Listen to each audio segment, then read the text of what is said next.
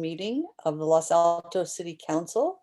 The purpose of this meeting is to conduct prospective commission member interviews, and that is the only item on our agenda this evening. We would like to confirm quorum, then we will take public comment on that issue for any member of the public who wants to speak, and then we will begin the interviews. City Clerk, would you please establish quorum? Sure. Councilmember Flegger. Here. Councilmember Lee Ing. Here. Councilmember Weinberg. City Clerk, Councilmember Weinberg, I was informed, is under the weather, and although he will be observing and present, he will not, it's my understanding, likely be participating, but we appreciate him going to the effort of being here to observe our meeting tonight. Thank you, Mayor. Vice Mayor Meadows. Here. And Mayor Enander. Here. Thank you. We have a quorum. Thank you very much. And I see we have a couple of participants over in the room. So is there anyone who would like to speak to the item on the agenda, which are commission interviews? If so, would you please raise your hand and wait to be acknowledged by the city clerk?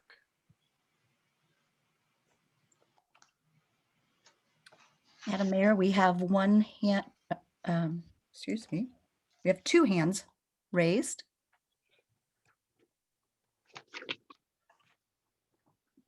The first speaker is Janine Valadez. Thank you. And I know I think both these people can be pretty brief, so let's give them each 2 minutes. Okay. Ms. Valadez? Thank you. Good evening. Can you hear me? Yes, we can. Thank you for the opportunity to speak. My first comment is a quick question, which hopefully you'll be able to answer, is since many of us have to break off to the community workshop, if the video will be recorded and posted at a later date. And then secondly, my comment, I just encourage, I know you probably don't need to hear this, but I want to make my opinion known. I encourage you to assess the candidates with that take a holistic view of the city in whatever particular segment or genre or commission they're interviewing for. I have this hope that down the road we can have commissioners in all the commissions that think of the city first rather than say a neighborhood or a portion of the city, and know that there are a lot of people that may not speak that, but they do believe that. They're kind of tired of divisiveness. So know that there are people that support those kinds of selections. Thank you very much. Okay, our next speaker is Terry Couture. Hi, it's Terry Couture. Can you hear me? Yes, we can. I'm calling as a 50 some odd year old, well, more than that, but anyway, lived here that long, a citizen helping any commissioner who has the wherewithal and the time to volunteer to run. It's a difficult job. It takes a lot of time. It takes a lot of energy. And I commend anybody who's willing to help and volunteer to help the city council out. And I commend everybody who's applying today. Thank you. Thank you, Ms. Valdez and Ms. Couture, for your comments. We will close public comment at this time. And I note that it's 6:05. Do we have our first interviewee available? Yes, he has been promoted to a panelist and should be able to turn on his camera if you'd like to. Okay, Mr. Spielman, I think it's up to you whether you want, there we are. Great. So just for everyone's purpose, the way we usually do these is we ask people to take a minute or two, tell us about themselves and why they are interested in the commission that they've expressed an interest in, then we will ask, go around the council members so that they can ask questions. And then at the end, give the applicant a minute or two to ask any follow-up questions or make any final comments. We will not be making decisions this evening. And out of respect for one of our members who is not able actively to participate, I think we will defer the discussion that we sometimes have at the conclusion of the interviews to our regular meeting, where we will then have vote for the selection and make appointments. So Mr. Spielman, would you please go ahead? Well, thank you. Thank you, Mayor and Council. I think that given what the city's been through with COVID, exiting COVID, and our financial situation, one of the real leverage points that we have to bring people together in our city is recreation programs. I served on the Parks and Rec Commission for about 1.5 years, and I think accomplished some significant things for the commission. And I think that my job is still yet to be done. I'd really like to come back and work, especially with staff in the commission, to see what we can do to build our community through rec programs. Financially, I don't think there's a lot that's going to be done for the next couple of years that will be able to advance our parks. I wish that were not the case, but where we have leverage is in programs. I have experience in programs. I actually, for a number of years, held a program in a different city, taught a class, and know the value of what programs do to bring people together. So I think Parks and Rec are in a critical place to help our city, and I want to contribute once again. So thank you for your consideration. Thank you very much, Mr. Spielman. And I'd like to ask, let's see, I think, Nisa, are you council liaison to Parks and Rec? No, Councilmember Weinberg is the Parks and Rec liaison. Okay, let's see. So I'll take a volunteer. Who wants to go first? I mean, I'm happy to go first, Mayor. Great, thank you. No problem. Hi, Scott. How are you? I am fine. How are you? I am doing well. So you are applying to serve on the Parks and Rec Commission again. I always thank volunteers for applying. As someone who has served on commissions, I know it is taking time out of other things you could be doing. So, regardless of what happens with you or any of the other applicants, I really appreciate people putting their names forward to serve our community. So I heard your introduction, and I want to pick up on your point about programs. Is there a particular program you have in mind that you would like to champion this year? Is it a program that already exists or a new program you think would serve our community well? Well, I think that's a fabulous question. I think it really depends on working out with staff what they have in mind. But it's interesting, the other day I ran into one of the staff people who told me that they're going to bring pickleball to Egan. And I just think that's a fabulous idea. I think that's a growing area and it builds community.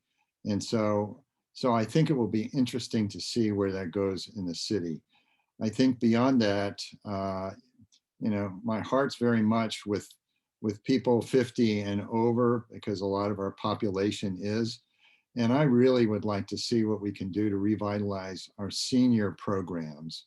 And then beyond that, I think exercise programs have a lot of potential. And we have this beautiful community center.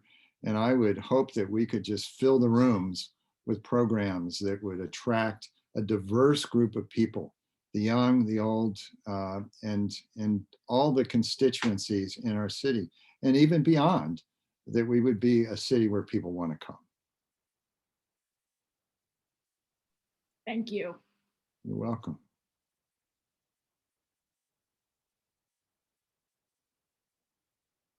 Vice Mayor Meadows, would you go next? I would indeed. Good evening, Scott. How are you? Oh, fine. And how are you, Vice Mayor? Oh, just peachy. Thank you. The hard work. You guys work so hard. And people talk about the hard work of commissioners. It's nothing compared to what council does. Yes. So I'm going to pick up on, I actually have two questions, but I won't ask the second unless we have more time. So I had to prioritize. And I think since Councilmember Flagger started with programs, I'm going to pick up on the programs because I think there's an interesting balance. And I'm one of the council members who actually hasn't served on Parks and Rec, so you can help me understand. But there's a fine balance in programs, particularly in Parks and Rec, between what staff needs to do and how the commissioners support that, and or vice versa. So can you help me understand how you approach that balance and what you see staff's role and what you see the commission's role in terms of programs? Well, I think it's a combined effort. I think there are people in staff that know a whole lot about it, a whole lot more about it than certainly I do. I have ideas, but I believe it's collaborative. And I believe that we want to make staff successful. Ultimately, we're a recommending group. We work according to the desire of council, and I think we work to supplement staff. They're doing the lion's share of the work. So I think, we would collaborate. We can bring ideas and we can work with staff to reach out to the community to find out what potential interests there are. So I don't have a fixed idea, but I will have a lot of ideas and suggestions, but we work it out together. And ultimately, I think staff has to come up with the final recommendations to council.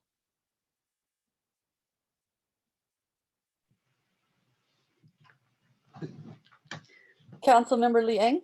Thank you, Mayor. So hi, Scott. Hello. And I know I heard you say pickleball, and pickleball fastest growing sport right now. So anyhow, can you briefly state your accomplishments from your time on the commission before? Well, I was only there a year and a half, and I worked on two things primarily. One that got a fair bit of traction, and one that's still under consideration. Initially, I worked on dog park stuff, and I worked closely with staff and the subcommittee and making recommendations to the full committee. And I believe that was a labor of love. I was absolutely thrilled with the work of staff. Donna Legge did a wonderful job in working with us and producing reports and doing outreach to the community. And I think, I've been told this many times over, the outreach that we did to the community was probably one of the best things that's ever been done as far as outreach in the history of our city. So we got traction, and in doing that, I met with not only staff members, but a number of different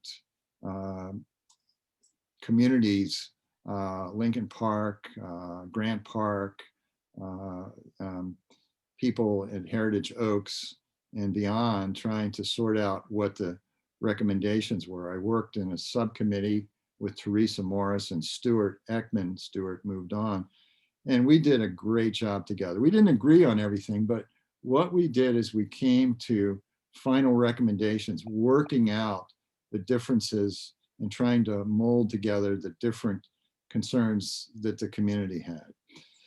One of the other things that I worked on was Halsey House, and Halsey House to me is historically a valuable property that's been neglected as far as its building. And we had marvelous programs operating there, and then they stopped. And so I was contacted by people in the community and coordinated with other people in the commission as a subcommittee to Halsey House, and met with community groups at Redwood Grove and tried to understand the different implementations and possibilities for Halsey House, given that we had a legal responsibility to do something. So, I made a presentation working with Elizabeth Ward, Dr. Ward, from our history house, and coming up with ideas. So ultimately, Halsey House is still on the back burner for the future of the city, but I did a fair bit of work on both those areas. And then I work with the commission.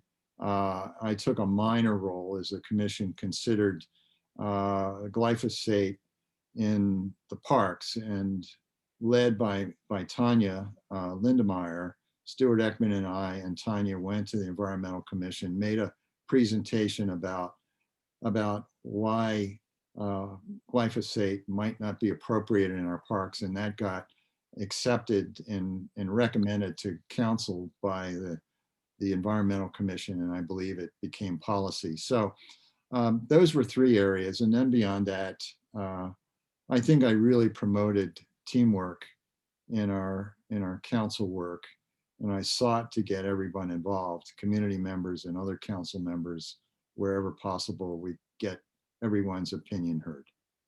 Thank you so much. Thank you, Scott. Is there anything you want to wrap up or summarize? I'm going to pass on asking a question. No, I just thank you for your consideration. I really do believe that this is a wonderful role of opportunity, but also community engagement. And whoever you select, I think will really be able to contribute significantly in the near term to bringing the community groups, the different folks in our city back together. Leaving COVID COVID's been a hardship. I think everyone's felt it, felt the distance, felt the emptiness, felt the alienation. And so I think it's a wonderful thing that we could do as a commission working with staff and council to bring the right programs back before the community. So thank you very much for your consideration. Thank you for being here this evening. Thank you for your application. And thank you for all of the work that I know you do and have done on behalf of the city. City Clerk, who do we have up next? We have Stacy Banerjee, and I have promoted, oh, there she is. There she is. All right, Hello. Stacy, we're gonna do a sound check. Say hello. Hello. All right, good. So take a minute or so, tell us about what you've been doing on the commission and why you're applying again for reappointment. Sure. And we'll have the Q&A and then a wrap up. Okay, great. Thank you so much. So I think all of you know me. I'm Stacy Banerjee. I'm completing my first term on the Complete Streets Commission, where I currently am the vice chair. I'm also serving as the city's representative on the VTA BPAC, and I'm the chair of the VTA BPAC this year. And the VTA BPAC is also the VTA BPAC and the county BPAC. So I think in terms of where things are at, many of you know that I originally joined the Complete Streets Commission after being involved in Safe Routes to School work. And I think safety on our streets for our residents, regardless of what mode of transportation they're using, but particularly if they're not inside a heavy vehicle with seatbelts on, if they're walking and biking and other things, we need to make sure all of our residents are safe on the street. Of course, those in vehicles too. And that continues to be important, whether they're 8 or 80 or have, ADA requirements. Beyond safety on our streets, there's a number of things. One, many of you know, I always have in my mind traffic congestion and the traffic that flows through our city trying to go from one job center to employment center. And we've had some relief from that during the pandemic, but that will continue to increase back up. And I think it's important for us to keep our eyes on how we manage that and how we make sure we can enable our residents to go to school safely or to get out of our city to go to a doctor's appointment and not be stuck in a lot of traffic and congestion, for example. I think what the pandemic has made us realize is a lot of people use our streets in an ever increasing number or increasing duration for public health, for their own health, because they walk and they bike. And this is a really important thing. And finally, in the big picture, what I think is important is there's climate action, and cars, you know, take gas, and gas has emissions. And so the more that we can have people walk and bike places to destinations safely, the better things we're doing for the environment. So that's how I look at things in the big picture. I think you've seen the commission's, you know, draft work plan, and similar to what we worked on last year, just continuing to advance that. So I'm very much on board with that, and very much on board with something I think is important this year and moving forward is I'd like to see a tag team effort with staff and with the commission and volunteers. Is I think we need to bring more grants into the city to help us fund some of the things that we need to do on our streets to keep them maintained and improved. Great. Thank you so much, Stacy. Who'd like to go first?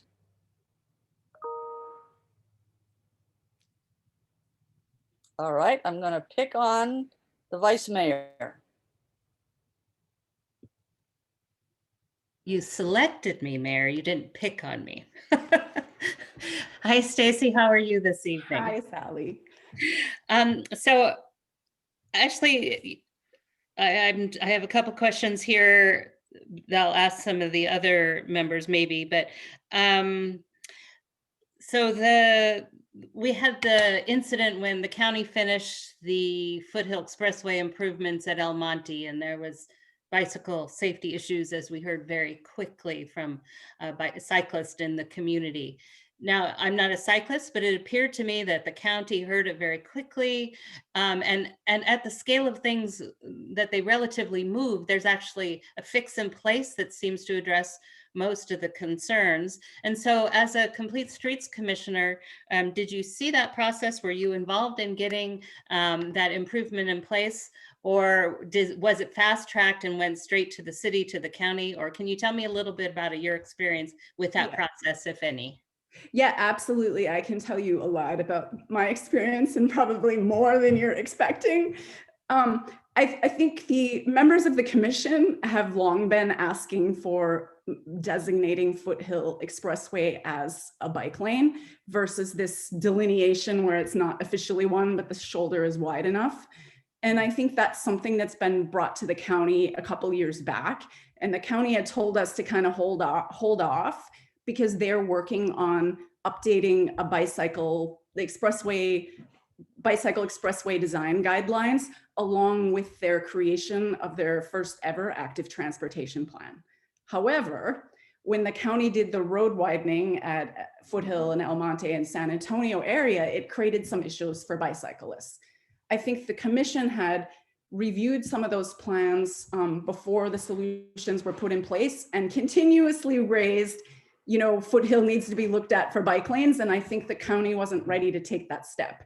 But a group of activist bicyclists, after this was in place, just raised a lot of safety concerns. And the county did come to the commission to take our input, and collaborated with us. And one of our inputs was getting more community input. So they even created a community input meeting and kept, you know, some of us informed on that process. I know they kept me informed on that process. And then they kept us updated at our meetings and also through the staff on what they were deciding and where it was headed. So I felt that once they realized they needed to take some action, that we had a level of involvement and input making in that process.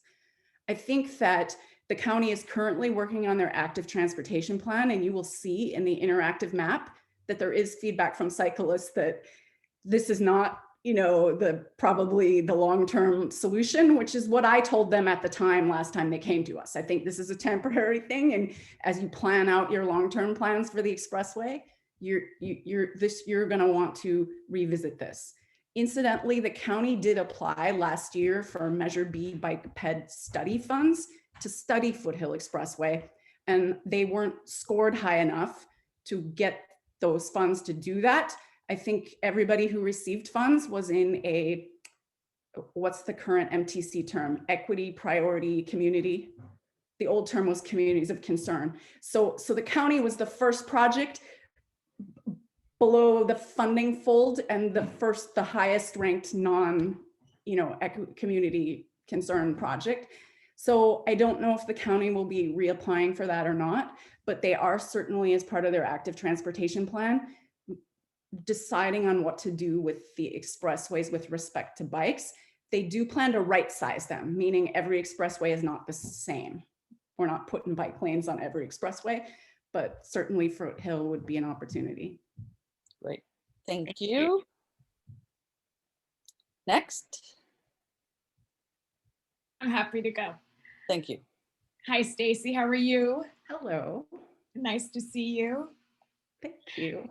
Thanks for all the work you do on our commission, but also at the VTA level. I'm well aware of the work you do, and so thank you. So my question is, there's a lot that we need to do in the complete streets space. And everything cannot be done in 1 year. Well, not everything can be done in 1 year. And so I'm curious, as we move forward with the Complete Streets Master Plan, and the Climate Action Adaptation Plan is also coming to council next week for possible adoption. Is there one thing that you would like council to be aware of that you think must be at the top of that list that you would like accomplished as soon as possible? I think we need to create a grant subcommittee for streets. And one of my fellow commissioners has proposed that, we also collaborate with the Environmental Commission, some members of the Environmental Commission too, to incorporate some input from sustainability. But I think the Complete Streets Master Plan, I know you have yet to adopt it, and I actually fully agree with you that we need executive summary and some other things on there. But I think there's projects prioritized in that plan from a streets view. Then we also have the pavement program, which is another way that we're adding elements from multi-mode, and we're also calming traffic that way by narrowing the travel lanes. You'll see it if you go over on Fremont Avenue between Grant and the Sunnyvale border as one place of example. So trying to use narrower travel lanes to slow the traffic down. So I think these are important ways that we prioritize the projects through the paving program, through the Complete Streets Master Plan program.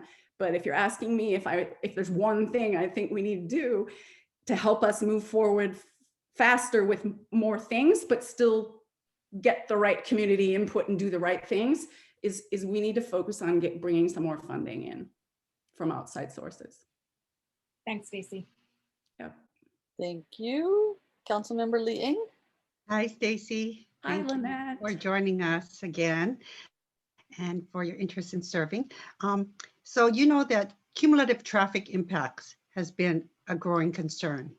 So what do you think is missing from the data that we really need to capture? And what more can we do to get a good analysis of the impacts to better address how we move forward on future developments? Yeah, that's a great question, Lynette.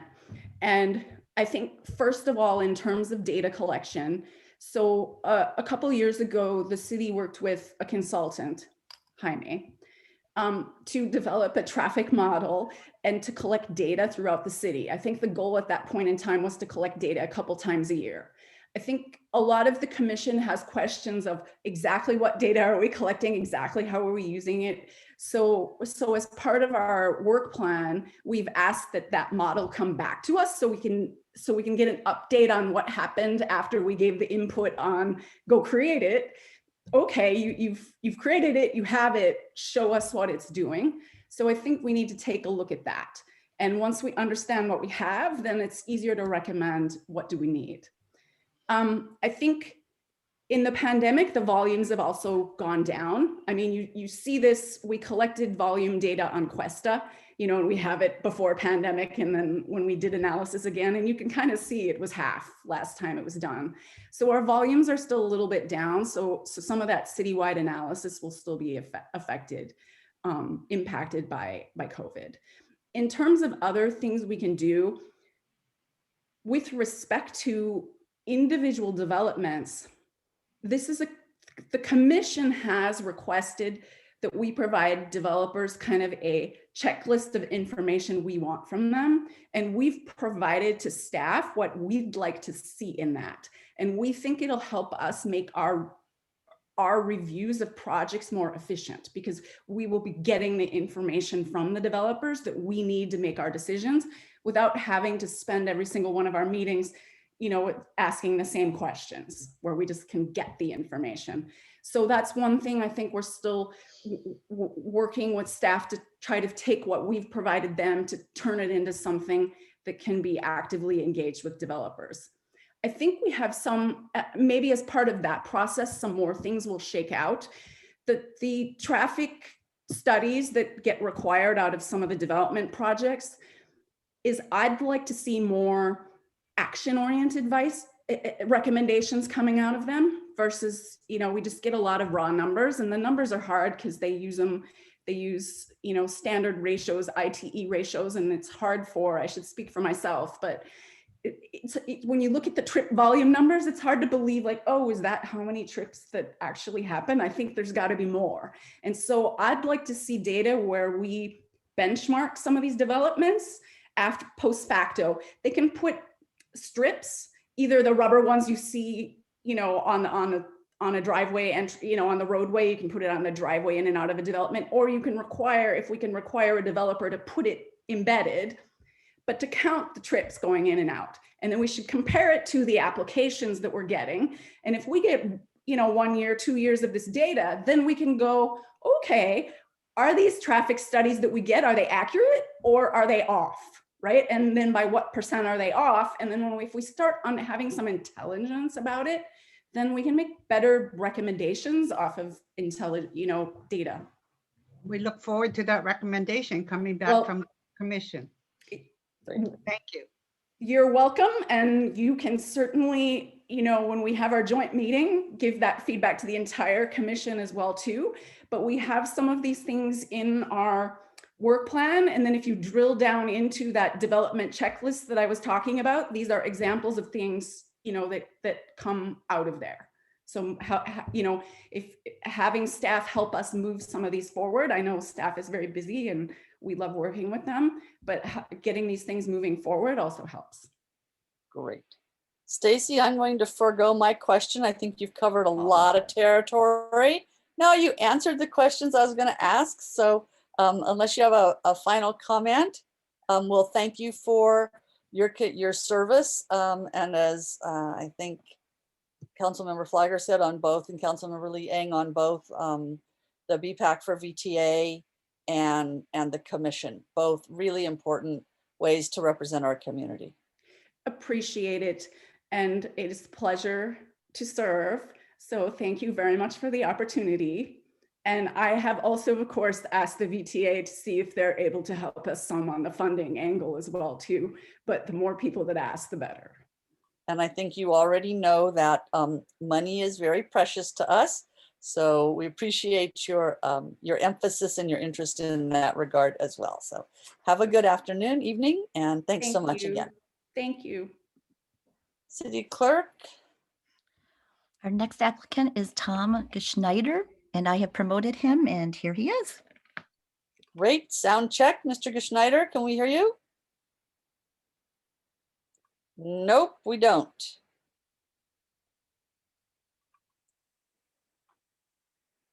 We are not hearing you.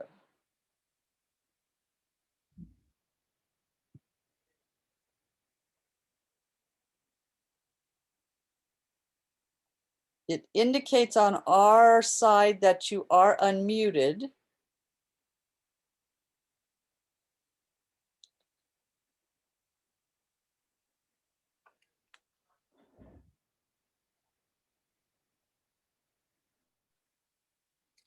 Don't know if you would like to try to leave and rejoin. No, we're not hearing you. Do you want to try and log out and log back in? Okay. Let's see. I see our next panelist is available. Do you want to try and move Mr. Maloof over? Sure. And then we'll come back to Mr. Schneider. Okay. Mr. Maloof is being promoted to a panelist. Let's try and do a sound check with him. Here he comes. Mr. Can we Maloof. hear you? Go ahead and say Good something, evening. please. Can you hear me? Good evening. Thank you very much for joining us. I think you know this drill. We'll get a short statement from you about your interest in continuing to serve on the commission, and then a round of questions, and then a chance for you to wrap up if you wish. Yes, thank you, Mayor. So I was just checking my notes. I joined the BPAC in February of 2016. So it's 6 years now that I've served on what was BPAC, and now, of course, is transformed into the Complete Streets Commission. And I've been chair of this commission for just a bit shy of 4 years now. So it's about time for me to step down and then find the succession. I think in the last 6 years, 2 of which, of course, were pandemic. But I would say that the Complete Streets Commission looks very different today than it did 6 years ago. We've got 7 very talented, very capable, independent commissioners. And I would say that it's a very productive commission.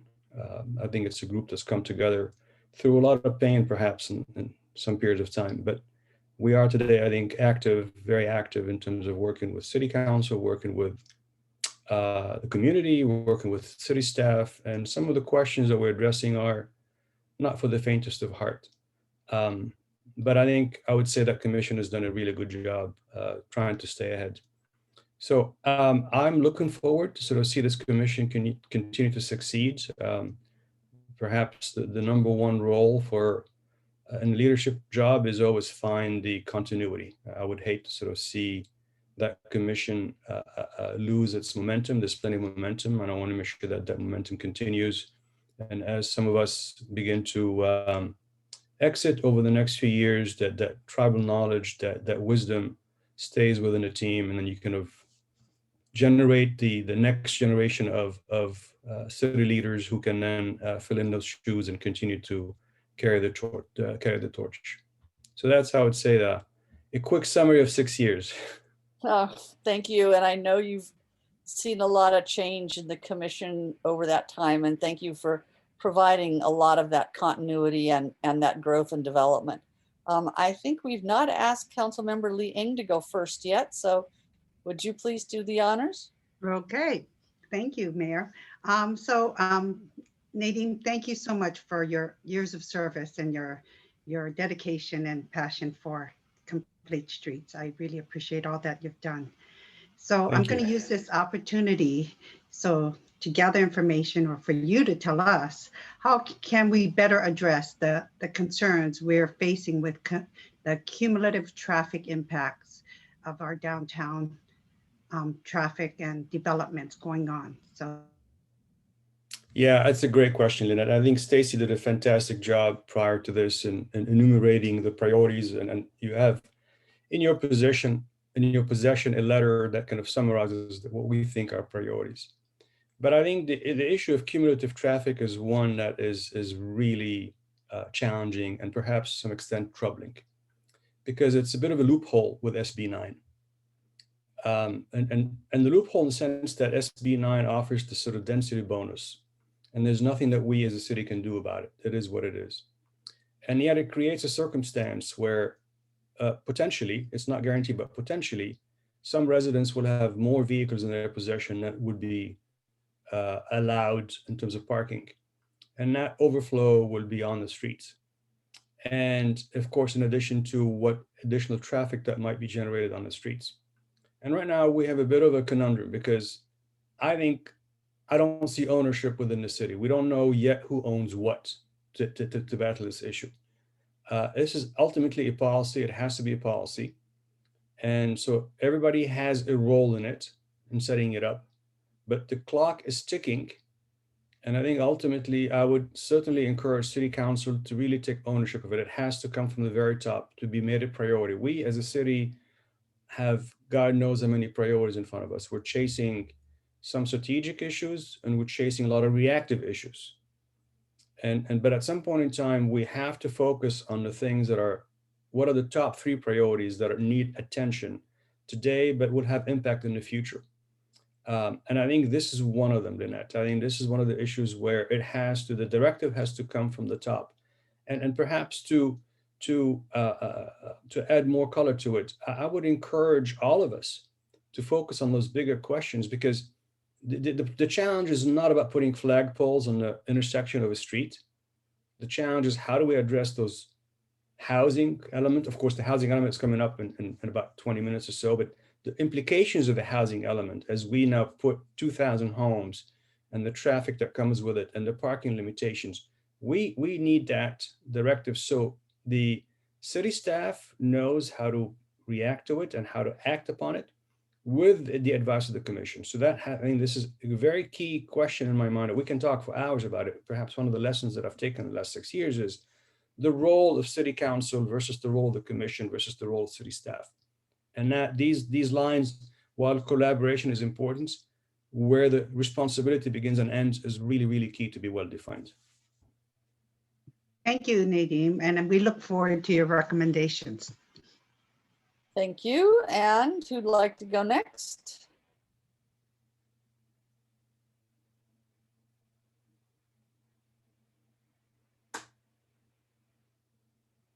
Councilmember Flagger, please, if you have a question. Happy to. Hi, Nadeem. How are you? Hi, Nisa. Nice to see you. Like, I'm sitting here, and of course I have different questions, but I've done this with you enough times now. I think I know the answer you will give to my questions. I have to echo what Councilmember Liang said. I am very happy to see that you're interested in continuing to serve. And I like the fact that, as any good leader would do, you're thinking about succession planning. But even with that, you would still remain a commissioner, and I know you'd be an active commissioner. And so I guess, you know, if there's one thing you could tell your successor, what would that be? Wow, that's a great question, Nisa. I think first, it's really about just seeing the big picture. I mean, I love this town. And I think I see it evolving. I see it changing a lot. And ultimately, I think in the right direction. But to navigate that, you need that leader who kind of knows how to prioritize. Where's the big picture? Where our resources are limited. We're a small town. We have limited funds. We have limited staff. We have limited capacity, which means we cannot have a shotgun approach. We need to be smart. We need to be focused on the stuff that really matters. And that means number one is to have that new leadership sort of say, where are the highest impact points? Where is the low-hanging fruit? Without losing sight of the bigger picture. And I think certainly the cumulative traffic is one of those elements of the bigger picture. At the same time, I also want to encourage the commission and the leadership, and the city for that matter, to experiment. I think as a small town, we cannot be paralyzed with too much analysis. Because by the time we catch the problem, it's too late. It's already evolved to a whole new dimension, and it's too difficult to tame it. And so I think it's great to experiment. Try a few things. Let's try experimental things in terms of, you know, I think, Nisa, you know, for example, last year when we did the downtown slimming down, I guess we kind of said, hey, let's experiment with the parking. And that was a fantastic experiment. And some of it works, some of it doesn't work, but we can react and sort of what doesn't work, take it out.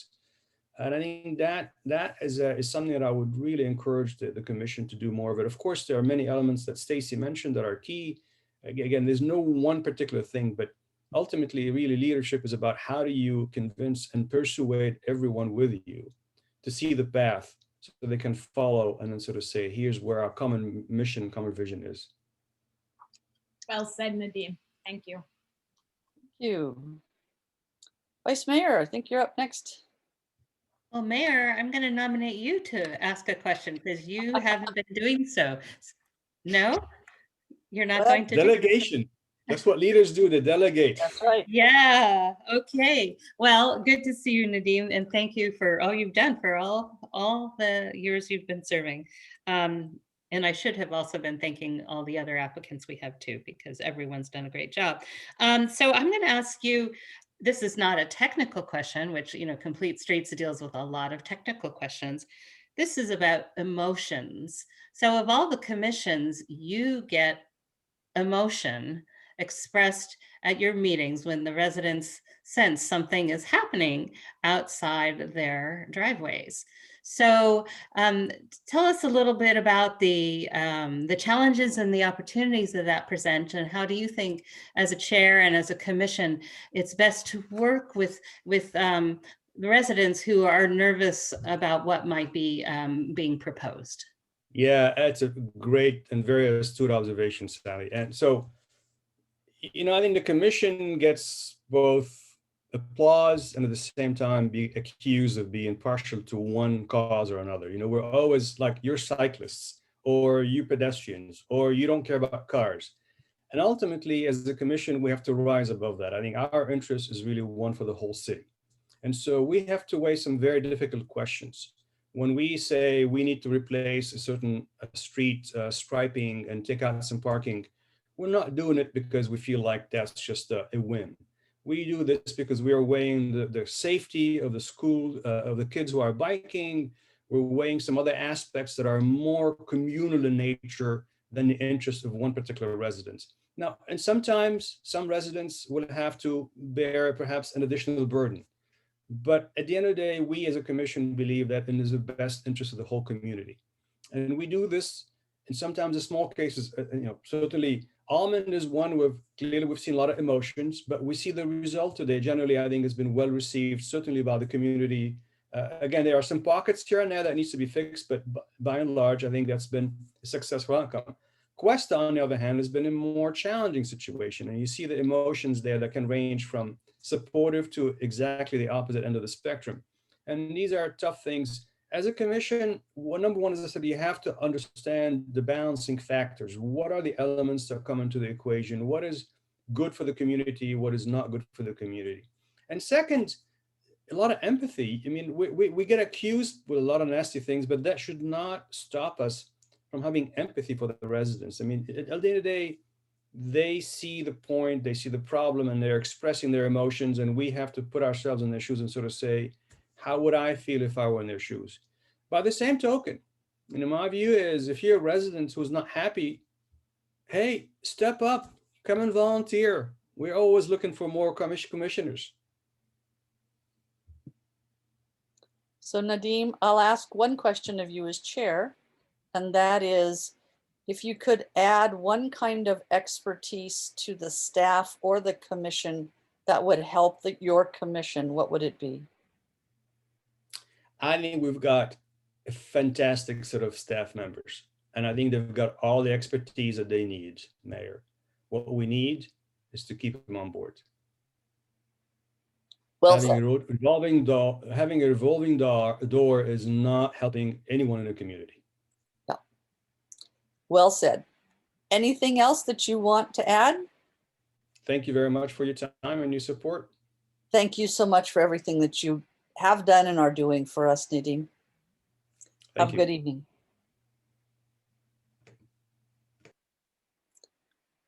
City Clerk, do we think that we have Mr. Schneider back and maybe able to? I am promoting him right now.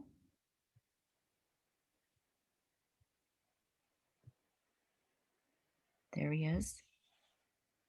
And we're still not hearing you. I wonder if I return him to attendee and see if he can at least speak. Yeah, Mr. Schneider, the city clerk is going to put you back in the attendee group and then unmute you. And let's see if we can get your sound working, even if we don't have your video, because when you're over the attendee group, we can't use your video. Let's just try that. So she's going to put you back in the other group. I'll also mention one thing I've inadvertently done. You may be unmuted on on Ring Central, but your computer itself may be muted. So I don't know if you've checked that.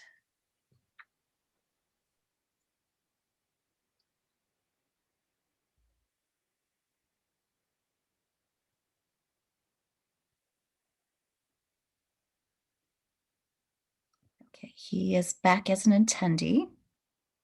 Okay. Let's see if we can allow him to speak. There. Nope. Can we hear him? He looks muted on my indicators. He's He was unmuted. unmuted for a flash and then muted again. So He appears unmuted to me. Let he me- appears unmuted to me now. Yes. Okay, let's try. And now he appears muted again. Okay, whoop. There we go. Mr. Schneider, can you hear us? I can hear you. Yes, and we can hear you. Terrific. Good. So we're gonna do this one without the video, and thank you very much for your patience while we fiddle with our Sure. technology here. So would you please begin by just giving us a short intro to why you're applying to be reappointed to the commission? And then we'll ask a few questions in a roundabout and then ask you for any closing comments. Okay. Yeah, I enjoyed working on the complete streets. It's quite a learning experience. In following, Stacy and Nadine's interviews it's hard to follow up on those two. Those are some of the best ones out there in expertise. Suzanne is also some of the best too. I've been out there for quite a while. So yeah, I enjoy it. I like trying to get involved with the city. And I thought this is one of the best ways to do it. We're looking at safety and traffic calming. So yeah, I just wanted to, try and help out where I could. So it's enjoyable, but it's also a steep learning curve. Understood, and you're right. The two people who went before you both have served for a long time. So if you were to be reappointed, you would have time to perhaps develop that same kind of level of expertise. What is the area, and you just mentioned two, but I'm going to ask you directly, what is the area that you think you would have the most interest or want to dig the deepest and work the most on if you're reappointed? Well, you said the traffic calming, because I know there was a study done in 2020, and there was one done in 2012. The numbers are quite different. And I know Stacy talked about it too. One of the issues we had is that on Questa, they had some numbers, and some other areas they took measurements, but the data was, pretty limited. So if you only get it during weekdays or during certain times, that doesn't provide a very good set to do analysis on. So I think that's one area that could be really worked, but I know that would take a lot of time to do that for all the streets and get a thorough data analysis done.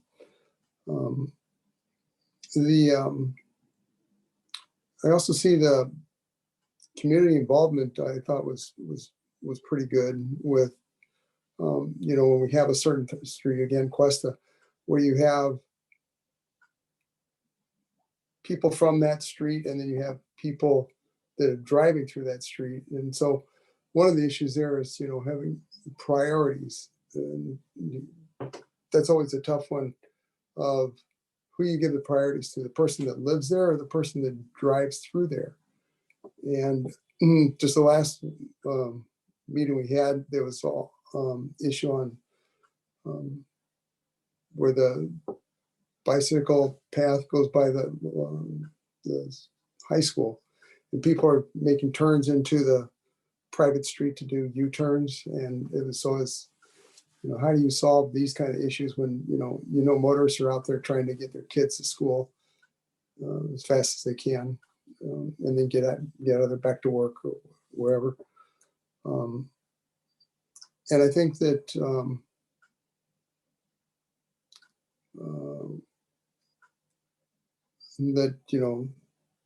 just I don't know, I know what it was. One of the things I was working on a little subcommittee or staff meeting back in October with Suzanne, and Marissa was with the traffic demand management. And that's one area that's interesting, and it actually ties into what Dean was saying for SB 9, how they're changing how they measure the traffic demand. So you have to change the numbers around or try to look at it different ways from what they used for years and years. So that's, another challenge that we have. I don't know if that answers your question there. Yes, thank you. Who'd like to go next?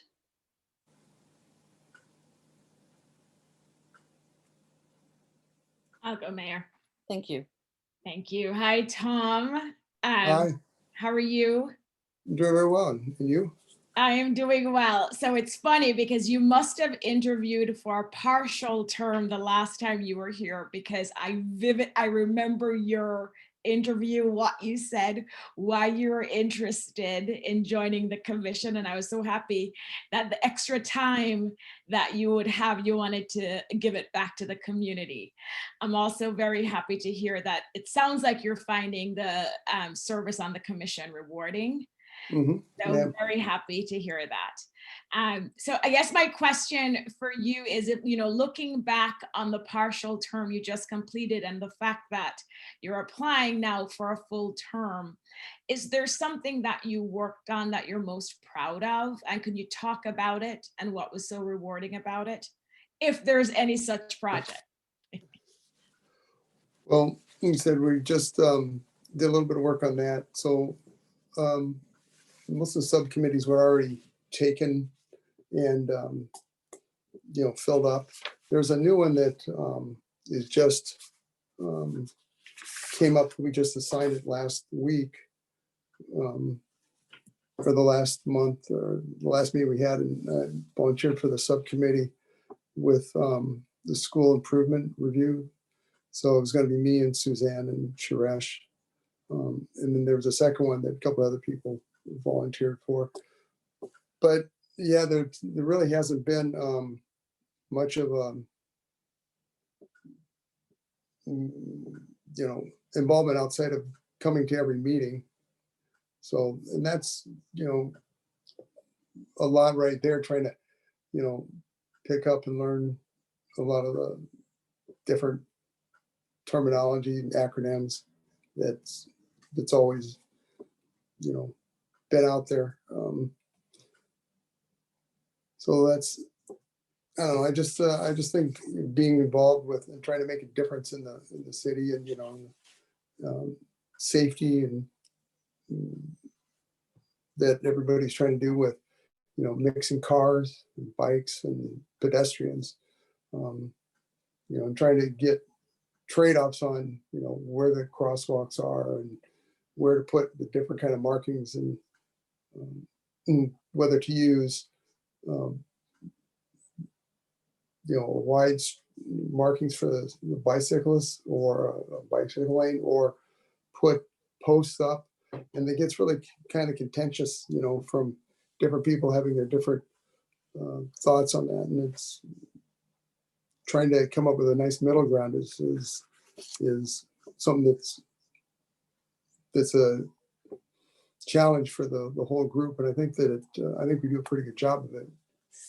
We're pretty much in agreement most of the time, so I think that's a good sign. But I don't know, does that? I'm not sure if that really answers all your question there. Yeah, it does, Tom, and it's funny because you sound like an expert yourself now, which is great. And I've actually watched some of the commission meetings, and you're holding your own. So thank you. No, well, thank you. All right, I'll ask Councilmember Liang if you would go next, please. Thank you, Mayor. I think I've heard enough. I think that as a person who's on a partial term, I think it's important, like he had stated, steep learning curve, and he's on his road to really getting good footing. So I've got enough, and I think it's important that people continue on that path of being able to. Let's hold those Okay. comments for our discussion, please. And I did want to make a comment, Mayor, because Okay. I know you said you were going to hold off discussion, and I hope we Yes. continue to have the discussion at the. We will have discussion before we vote at our other meeting. We will not have discussion this evening out of respect for one of our members who's not able to participate. So Councilmember, Vice Mayor, do you have a question? I have one, but Mayor, if I'm willing to cede time so we can try to stay a little closer to on schedule, but so that's entirely up to you. Okay, well, if you want to ask it, please go ahead. If you would like to pass, that's up to you. All right, I'll ask it then, just because actually Tom and I have never met in person. I think of the folks we've talked to so far, I have actually met. So hello, Tom. Hopefully we'll meet in person one of these days. One of the new formats, sorry, thank you. One of the new formats that we'll probably be adopting for a while is joint meetings between Complete Streets and Planning Commission on some of the development projects that are filed under SB 330. So I know that that means you've probably sat in a couple of these combined meetings, and I just thought I'd ask how you think they're working and what you like and or don't like about them. Yeah, we did have one joint committee meeting, and I thought that was very fruitful. Get to see what the other, this is the Planning Commission, how they kind of look at things and some of the differences, and some of the things that they have to look at that's different than what we look at. And that is one of the issues too, is that it seems like there's a gap between some of the stuff that they think that they can do and some of the stuff that we would like to see happen. But a lot of that ties into that SB 9 issue that, who has responsibility for what parts of the city, like any kind of offsets that you have for the sidewalks, the streets, to the bicycle lanes, and how much you can actually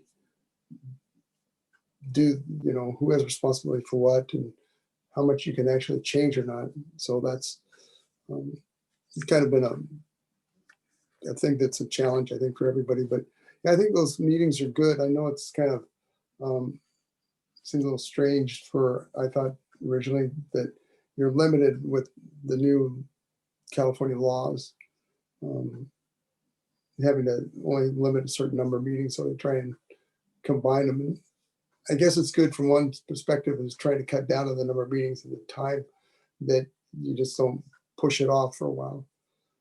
So hope that answers your question there about the combined meetings. Yes, thank you. Thank you, Mr. Schneider, and thank you for your service, since we did appoint you to the partial term, and thank you for reapplying.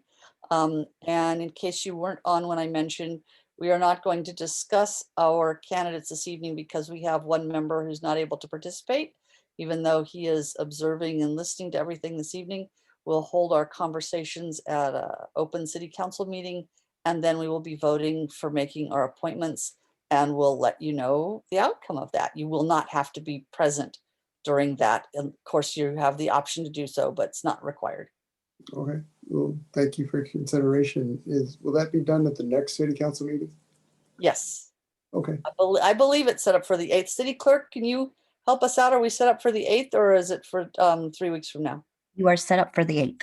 Okay, that's what I thought. Thank you so much for confirming that. Thank you. Thank you. You have a good evening.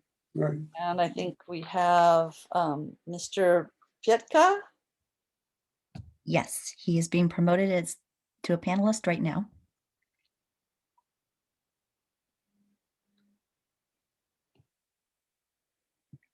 There he is. There he is. Good evening. Welcome. Can we do a sound check? Hello, hello. Oh, yay, it works. So you got the system down, you get a little intro period, and then we'll ask questions. Maybe get a wrap up if we have time from you. Sounds great. Sorry, my lighting is a little bit off. Right. Nice to meet you all. My name is Scott Pieka. I live at 232 Marriage Way. I've only been a resident of Los Altos for about 2 years, but I love it here. My partner's lived here her whole life, and it brought me from Oakland to Los Altos. A little about me, why I'm excited to be here or apply for the commissioner role is I have a long history of volunteering and involvement. At a college level, I was in student government for 5 years. I was a Peace Corps volunteer in East Africa and Tanzania doing community-based natural resource management work. So a lot of farming and agriculture. Came back and lived in Santa Cruz and got heavily involved in the Coastal Watershed Council and Save Our Shores doing beach cleanup and watershed projects and restoration. And as I moved over the hill, and I've been in this side of the hill for about 8 years now, I've been pretty involved in the employee resource groups doing like volunteering work and outreach in the Tenderloin in San Francisco to beach restorations in Fort Funston and so forth. So that all shared. Coming into the city, I've been exploring the city pretty heavily. I'm making sure I make the use of public transit, biking, walking, taking the 22 and 522 from Sunnyvale to Palo Alto. When I go to San Francisco once a week, I walk from my house to the Mountain View San Antonio train station, so I get experience on the train. I'm an avid cyclist, so I ride all the streets for fun and bike to the nearest stores. I drive like most people, so I understand the city streets. So kind of get a good understanding of Los Altos, and I'm going to be here for the long term, for decades to come. My friend, Jim Sandoval, who's the city planner, or civil engineer, kind of brought this to my attention that, oh, great, here's what's happening in Los Altos. And I said, oh, this is really exciting. So I've attended a few Complete Streets Commission meetings, learned more what's happening in the city, read through the 2021 master plan document, not all 200 plus pages, but a lot of it, getting a sense for like what's important, what the city's planning for, kind of the short-term plan, next 6 months, and the 10-year plan. And just thought this is exciting and I would love to do more. And then lastly, on the day-to-day job, I work in a mapping and location data company called Mapbox. So I help out companies with their mapping and location needs globally. But I've done a lot of help with companies like Uber in their open source data management systems called Movement that helps cities plan for movement, traffic patterns, and people patterns. I worked with Lyft throughout the United States, helping them place bike stations in the appropriate places so people can access them for public transit. And then I'm currently working with Amazon on a larger project as they place Amazon retail locations, Whole Foods, around the United States for optimal business spots. And that's all done through data analysis and looking at trends and making sure that the need meets the demand and that people are where they need to actually be. So that I'll share. Those are kind of a full facet of why I'm interested in this. And I used to do a lot in my younger days in high school.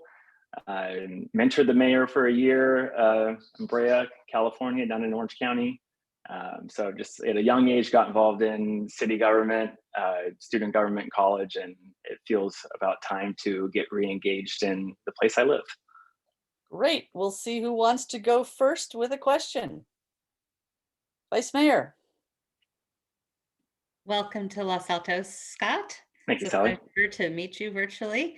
What I really wish I could do is pull up some of the commissioners and have you and them have a discussion, because I think your background is fascinating and the utility for thinking about the questions that the commission addresses seems to me would be very valuable. So you've listened to a couple commissions and you've got this background and you've traveled all over our city. It sounded like every mode of transportation other than crawling, so that's a good thing. And so how do you think your experience that you mentioned how might you help the commission solve a problem? Pick any problem and just spout out a solution just like that. Yeah, I mean, the most recent council meeting, we're talking about the Almond Street challenges with, solve one problem, create another at times, right? Entering a bike lane for students, blocking off a student drop-off location, and then creates congestion on the adjacent streets. I think it's important. I mean, there's lots of good ideas that the community had suggested around like the actual presentation itself in the meeting, where the resident came and presented her perspective on the challenge. And then other people, Marissa Lee, I think it's her last name, was presenting with the deck around like, great, here's what we know, here's the challenges, and here's the things we're faced. So for that particular issue, right, I think more work is needed in order to come to a full analysis. So the intake has occurred, people have voiced their opinions, and then the time is now like, well, how do we solve this traffic pattern need, which is evident and not going to solve itself, right? So it's, yeah, I think it's interesting. And in that meeting, I was able to pull up a mapping technology that we use at Mapbox. It's actually the map that is used on the city site for tell us about your biking and walking. So I was like, oh, okay, well, what patterns are happening? What's the satellite view? Where's the crosswalks? How do people walk?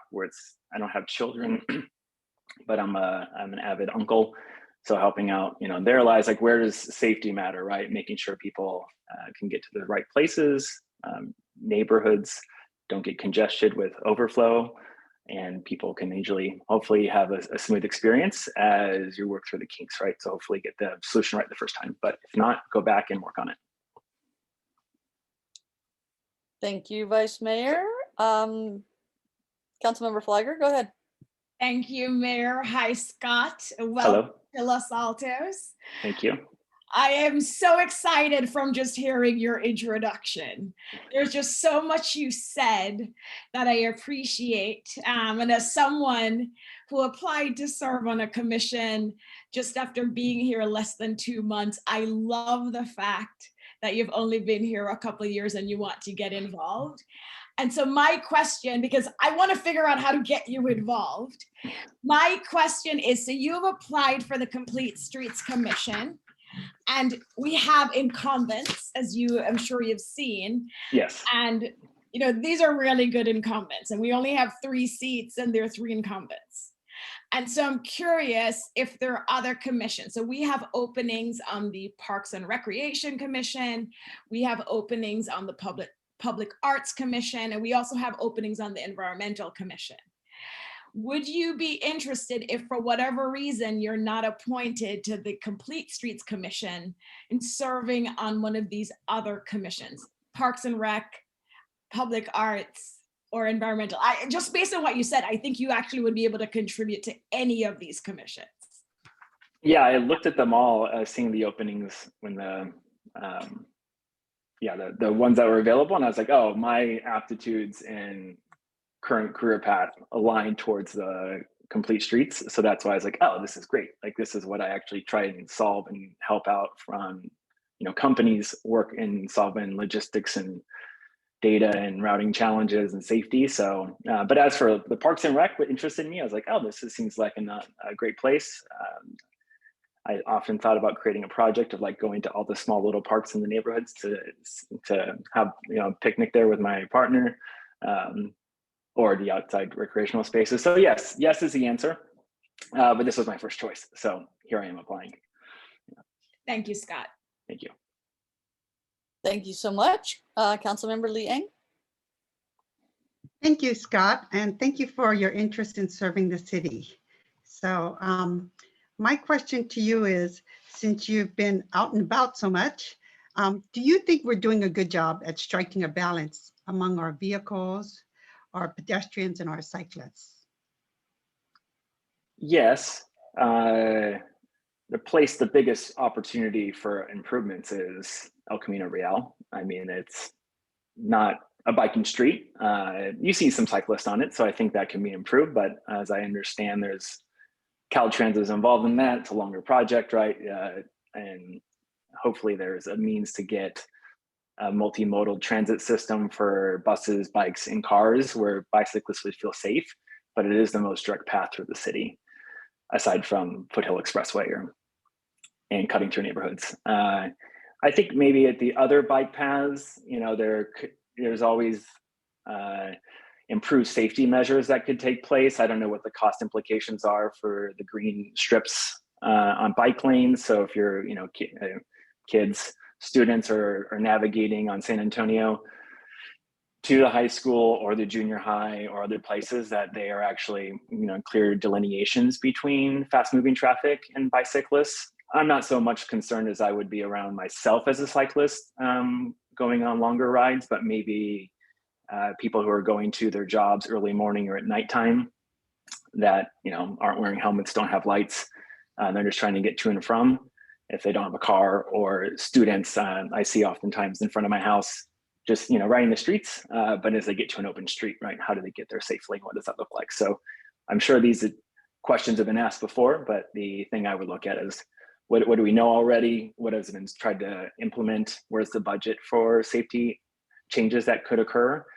And then, is there other like grants or funding programs that we could look at for, short-term, long-term secured funding to get things involved from the state or federal government? A bunch of different thoughts. I've always thought, how do we improve this or that? But it comes down to money usually. And if you can get free money, awesome. Well, nothing's free, but we all pay taxes. And so if you pay taxes, right, if we can dial into those services, that's great. Or if there's other, distribution of funds from public transit works to other things like disabled crosswalks, right? Or like things like that. I would think about like where's the trade-off? Thank you. Thank You're you so much. Great. So I'm going to ask a simple question, because just to follow up on what you just said, you've done so many different things. Have you ever done grant writing? I have done grant writing in Peace Corps, but you're writing to Peace Corps Washington, D.C. for grants for small funds. And so it's important for the meta evaluation, right? Like the impact, constituents served, budget funding, and so forth. I used to work at a international foundation called the Firelight Foundation, and we gave out grants to community-based organizations in South and East Africa. So I reviewed about 200 grants at a minimum every year, helping out to distribute funds. So familiar with the process. I know it's arduous. I know it can be very cumbersome to create reports for those grants. So I've been on both sides, but I haven't done any in the last 10 years. That's quite all right. I was curious, since you had done so many different things, if your path had crossed grants. So that makes lots of sense. Thank you so much for joining us tonight. And we'll be talking about our candidates and voting and making a decision next Tuesday night. It's on our agenda. You do not have to be there, but we will let you know thereafter. Anita, And thank you. welcome to Lee, Los yes, Altos. Sally, I appreciate it. Yeah, very, very happy to have you in our city, and glad to know that our staff is helping us out with recruiting people for commissions. He just planted the seed in my ear and I was like, I'm in. Yeah, thank you. So yes. Great. Thanks. You all so have much. a great night. Thank you so You much. too, Mr. Pieka. City Clerk. Our next applicant is Dana Kasich, and I have promoted her as a panelist. Hello. Good evening. Good evening. We can hear you. So you know the drill. Give us a little brief overview as to why you applied. We'll have questions and then give you a little chance to wrap up if you want. All right. Thank you. Thank you, Mayor. So I'll give you a little background about myself. My name is Dana Kasich, and I've lived in Los Altos for 13 years with my husband, my son, and more recently, our dog, Walnut. We live close to downtown, and I walk around and I see the art around downtown on a regular basis. And I'm actually applying for the Public Arts Commission. So prereq with that. So it came to my attention that there was a spot on the commission. And I was very interested in doing that because I love being surrounded by art, both indoors and outdoors. I have art all over my house, and I love to go. I pretty much grew up going to museums with my parents all over the world. And from a very young age. My mom has always been very passionate about art, so it rubbed off on me. And after she retired, she was in a career in science, and after she retired, she became an art docent at the Los Angeles County Museum of Art. And that inspired me to also become an art docent. I have a full-time job, but when my son was at Gardner Bullis, which, as you know, is a local elementary school, I became a Los Altos art docent, and I gave the art history lessons in his classes. So starting from kindergarten all the way to 6th grade. And I really enjoyed showing the children famous works of art, and they were so interested, and it really started terrific conversations, and it made me feel it was very rewarding, because I think a lot of these kids had probably never been to a museum, or not very many of them. And so this was their exposure. And I think it's terrific for the mind, for the eyes, for discussion points. So I found that very rewarding. And so that's why I was interested in being on the commission, because I'm interested in bringing these beautiful pieces of art, whether they be sculptures or murals or whatnot, out into the public so that people can see them, people can start conversations, and it's just beautiful for the eye. So last week, I was actually told by one of the commissioner members, Janet, about the meeting. And so I went to the meeting, and I wanted to see what issues were discussed, what the interactions were with the commissioners, and I really liked it. I love the chemistry of the group had. It was very collegiate, collaborative, and of course Mayor Anander was there, so she also interacted with the commission, and that was really nice to see. So that's what I'm interested in joining. There was an idea given at the art commission, at the public art commission about an idea to do an art docent tour of pieces in downtown or something like that, and I think that would be terrific.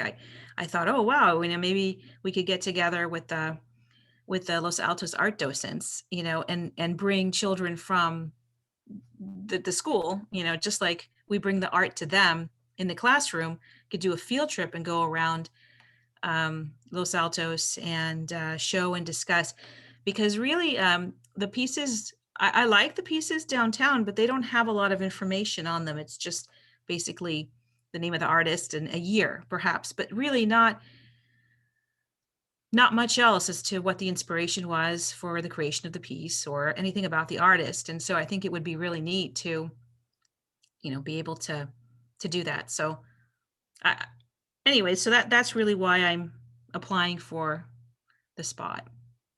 So I was going to go first, and the question I was going to ask you was based on what you heard last week at the meeting, if there was something you were particularly interested in, but you've now answered that question. Yes. So I'm going to turn it over to my colleagues and see who else has a question for you. Anyone? Vice Mayor? Hi, Donna. Hi. You pronounced it Donna, not Dana, because Yes, thank you. Yes. everyone mispronounces it, I'm sure, as I probably would have if I hadn't heard you do it first. So Thank you for remembering. Thank you. Yeah. So, we're fortunate in Los Altos to have, I think, quite a bit of art in the community. Could always have more, but we have all the work that the Public Arts Commission has done, and there's private art popping up too. There's Arts Los Altos with really some creative murals. There was the Bears earlier this year, which was a super popular event. And so how do you see the commission's role in working with, collaborating with, or perhaps just ignoring the private art that goes on around town? Well, I think art is in the eye, beauty is in the eye of the beholder. And really art is very specific. One might think, I might think this is trash, and you might, someone might think something is fantastic, or the other way around.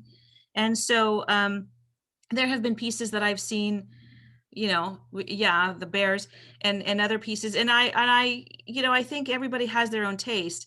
And so I wouldn't want to see the commission quash anything in particular. If it's something that delights people, then it should be, I don't see, yeah, I think everybody should be encouraged to bring their own form of art, whether it be a sculpture or painting or a mural, or there was even discussion at the commission meeting about poetry. Let's have all of it, because something's going to speak to someone, and it's different people will like different things. So I think the more you have, the better. So I don't know if I answered your question, but It was a hard one to answer. I just kind of wanted to hear your perspectives on it. Thank you. Councilmember Lee Eng. Thank you. And thank you, Donna, for your interest. I can really see your passion for art. So which art sculpture in the city is your favorite, and which is your least favorite, and why? yeah, so I like the conversation piece a lot. That's my favorite. It's very it's the art. I call it the rock paper scissors, but it's called the conversation piece, right? And I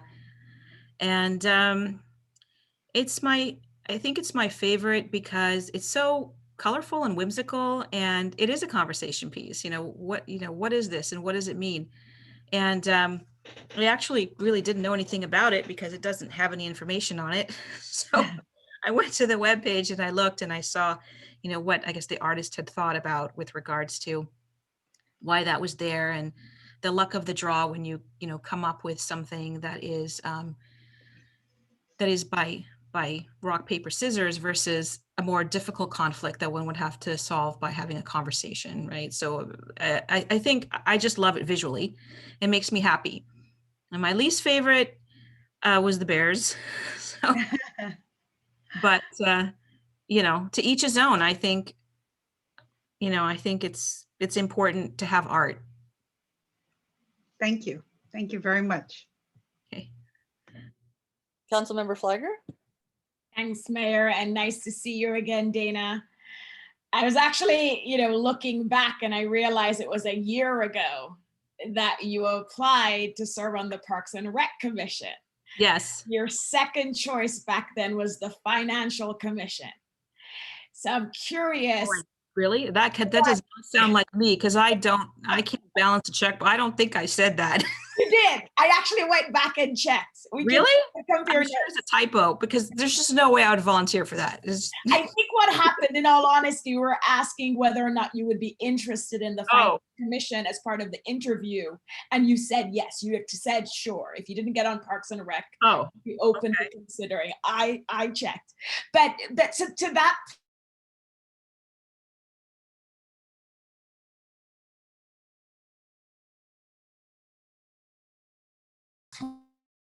point, changed within a year that you're now applying for public arts, and you did a try again for Parks and Rec. Yeah. So Parks and Rec, I had tried for Parks and Rec because I had attended a number of those meetings based on a community effort that we were making that was in the Parks and Rec Commission. And so I'd gone to a number of those meetings, and I thought, well, it might be interesting and beneficial to have representation. That was the reason that I wanted to be on the Parks and Rec. But frankly, for me, I think the Public Arts Commission would be way more fun and not as contentious. I mean, it was very calm. It was a nice, calm, relaxed atmosphere, and it's about stuff that I really like, which is art. So that would be the commission I would go for. And if there was a position on another commission, I would not be interested. I'm just going for the Public Arts one. No fun. Thanks, Donna. Thank you, Donna. And also, I really liked your suggestion related to the fact that you're right. We only have the name of the artist and the name of the piece, and we don't have anything else regarding the different art pieces. So I really liked that suggestion. So thanks, Donna. Okay. Thank you. Is there anything final that you would want to say to us before we let you go? No, I think I said everything. Great. Thank you. Appreciate you coming back with a new interest and articulating it so nicely as you have, and being forthright about your opinions, which is really important about art. And as you noticed, the commission is both a hardworking commission, and they also are not afraid to share their differences of opinions. So it's a good positive thing about that commission. Thank Yeah. you so much for coming, and we'll let you know after next week what we've made decisions about. Great. Thank you so much for your time. Thank you. Okay. Bye-bye. Bye. City Clerk, who So do we have next? our next applicant is Tom Hetch. And Mayor, I'm just confirming we're not taking a break because we had originally scheduled a break at this point. I was thinking that we might be able to do the next 5, but I'm open to, do you want to take a break, or do you want to rock and ride? Keep going. Okay, so we'll keep going. I think I intuited that from the smiles on your faces. Mr. Hecht? Hello. Good evening. Oh, good. We can hear you. So the drill is you take a minute or two to tell us a little about why you want to be on this commission and how you fit there. And then we'll ask you a few questions and then give you a chance to wrap up. Sure. I think the reason I'm interested in the Environmental Commission is pretty simple. I view the issues facing the environment as some of the most important issues we have in our lifetimes and in our kids' lifetimes. I have been involved in the renewable industry for prior to the last years, 12 to 13 years, mostly in the solar industry, but also both the residential and commercial side of that, but also in the smart home industry. So I have a good perspective of all the technologies we can bring to bear on the problem. And after spending 13 years in the commercial side of things, I've taken some time off and have some time to spend more locally and voluntarily. So I have the time, I have the knowledge, and I also really think there is plenty of space for local leadership to make an impact on these really important items. I don't think we have been so much, not just in Los Altos, but across the world. And it's really hard for the federal government to get moving. So I think it's time for the local government to start doing everything they can to get these things done. Not that it's going to be easy, but I do think it might be easier to get things moving locally faster than at the federal level. So I'm very interested for myself and my kids to see what impact I can make and what we can do at the local level. And so that I'm very passionate about this. So that's why I'm hoping to volunteer and be on the commission. That's a real quick summary of why I'm interested and why I can do it now. Thank you so much. Do we have anyone who wants to ask the first question? Vice Mayor. So I'm not currently, but last year I was the council liaison to the Environmental Commission. And the council has been, we'll see next week actually, though we've read it before, the Climate Action and Adaptation Plan. And so I don't know if you've got a chance to browse through that. But what we see in Los Altos, as with many other cities, is that transportation and energy account for the lion's share of emissions. And so if you pick one area within there, what do you think that we can do? Or have you read the Climate Action and Adaptation Plan? And you don't have to say yes, because it's very long and you're not a member yet. But in the transportation and energy areas, what do you think we should prioritize in terms of trying to make a difference? And yeah. So I have browsed it. Like you said, to me, it is very long and complicated, maybe overly so. I think not quite answering your question. One of the things we can do is focus on 1 to 3 things. That's about all people can comprehend and act on. And I think you nailed 2 of them: transportation and energy. And I actually think they're related. One of the things I think we should focus on at a local level is encouraging the electrification of everything. And that starts at the residential and commercial building level. And so you try to put in the policies to reduce natural gas usage, increase electricity usage, increase solar usage. And then, of course, on top of that, you can encourage the construction of electrical chargers to help electric EV transportation.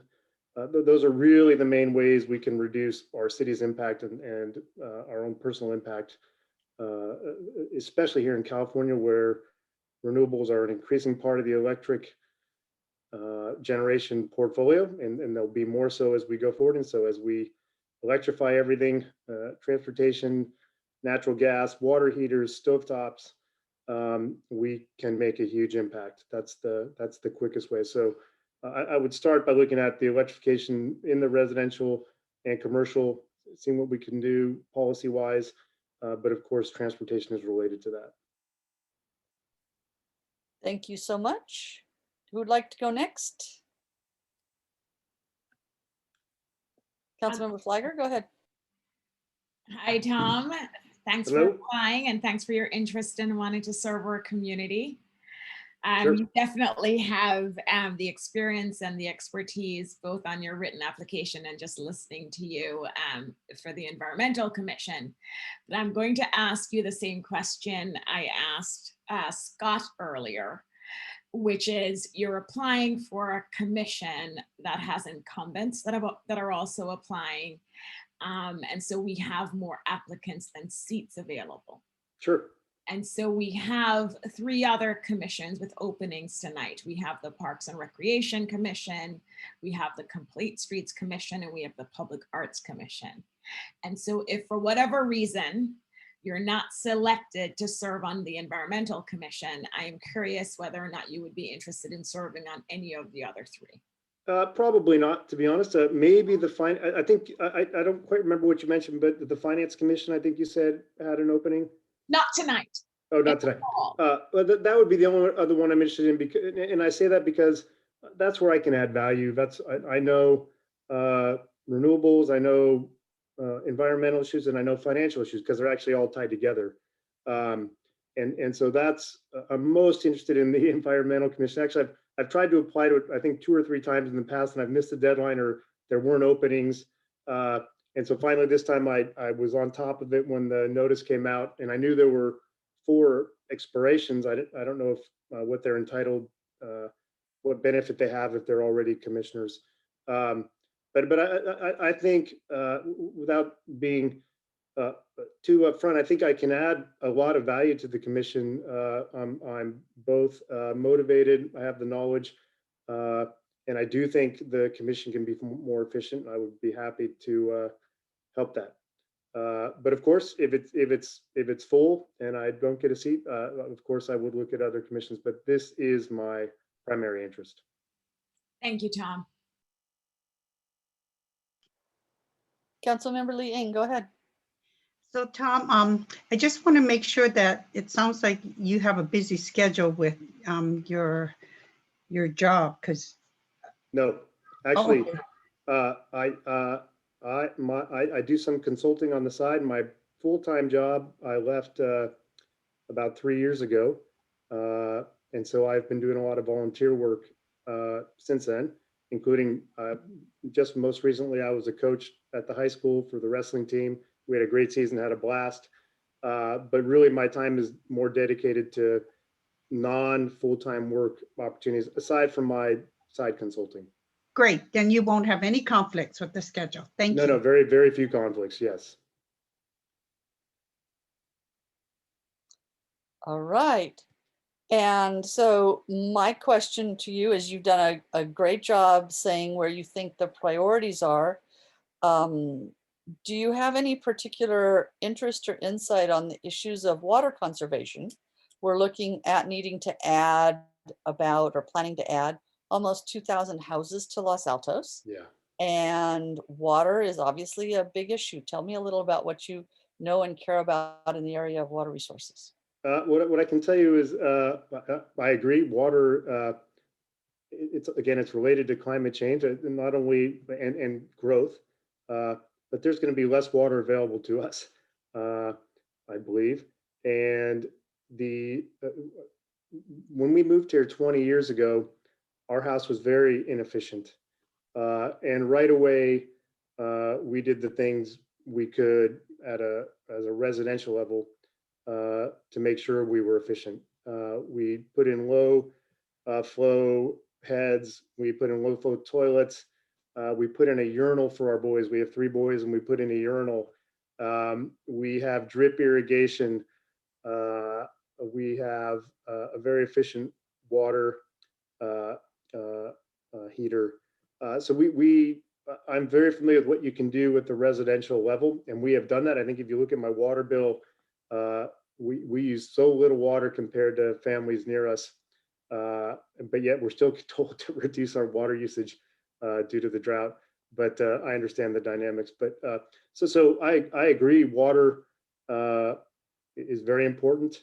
I know about it just from personal experience, what you can do, and you can do a ton on in your own house, in your own building to reduce water usage. I'm very familiar with at least the simple things you can do to reduce that, and it doesn't take much to reduce water usage quite a bit right off the bat. Thank you so much. Anything in a wrap up that you want to say? No, again, I would just like to emphasize my interest and my background. I do think I can add some real value pretty quickly to the commission. I have the time and would love to join it. Would love to help the community. Thank you so much for being a great citizen and resident of Los Altos and for offering to come forward and help us with the commission. We'll make some decisions, we hope, next Tuesday night and let you know what happens. Great. Thanks a lot for all your time. Have a good evening. Thank you. City Clerk? Madam Mayor, it appears that our next 2 applicants are not present, but our final applicant, Carl Van Rays, is present. Okay, I think we have 2 more below the 2. If Mr. Klein and Ms. Liu are not here, we have Carl Van Rays and Don Whedon. That's correct. I misspoke. Okay, so if Mr. Van Rays is there, let's speak with him. Okay, I'm promoting him to panelist, and he should magically appear.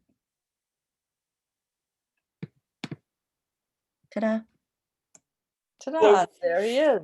Good evening. Yes, and we can hear you. So you want to start with a little short overview on why you want to be a part of this commission? Then we'll ask you a few questions. I'm sorry, did you have a question, Vice Mayor? Looks like we've lost Councilmember Flagger. I think you're right. Yes, it appears we have. So if you don't mind, sir, we will wait just a couple minutes. Sure. And see if we can get our other council member back. Okay. Internets being what they are, and I know there's a lot of demand tonight because of the, I don't know if the president's still speaking or not, but a lot of internet demand tonight.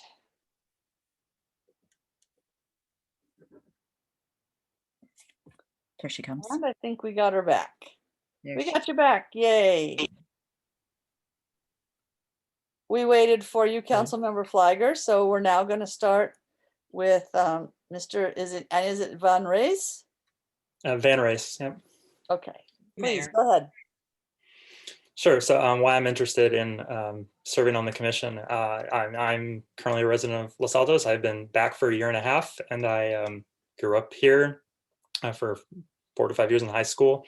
I lived here, and so I have an deep interest in the environment purely because I want humanity to thrive, and I want next generations to see a nice future. So. And I see that on a local level is so important that we act. And so I am wanting to serve where I am. And so that is why I'm interested in this. I could go a little bit into my background, and I know I mentioned this on the application, but my background is largely in advertising and marketing before I shifted my focus in the last 1.5 years to the environment. And so that is where I would want to spend most of my attention is on that outreach component. Great. thank you for that intro. And anybody would like to go first? Once, twice. Go ahead, Councilmember Liang. Thank you. So Mr. Van Raes, thank you for your interest in the Environmental Commission. So I was just wondering if you've read our city's climate action plan, and given the city's restricted budget that we have, what areas would you feel is important to prioritize? Sure. I've read pieces of it, and I think similar to the last interview, I would say electrification of the home and transportation would be the top priorities, just because those are the biggest part of the emissions. So that's where I would say budget should go, is focused on those efforts. Thank you. Vice Mayor? I'm going to build on Councilmember Liang's question and ask for a specific one within that category. So myself and Councilmember Flagger are actually affiliated with Silicon Valley Community Energy. I'm the alternate to council members being the board member.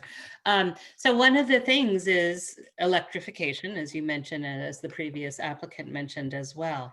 But in terms of electrifying current homes, some of the appliance replacement opportunities happen during times of crisis, i.e. if your water heater gives out. Yeah.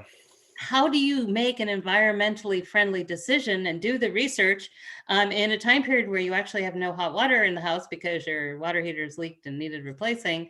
So what do you have any ideas for, whether it be programs or how can we help the crisis decision-making be more environmentally friendly? Sure. I can tell you that Palo Alto, there's a team working to create a program to have stickers that people put on their current water heaters so that they are alerted and have a resource to go to when that time comes, to interrupt that moment of panic where you end up with the existing type of water heaters. So yeah, a water heater certainly is one of the biggest ones that I would want focus to be put on, just because of the impacts of it.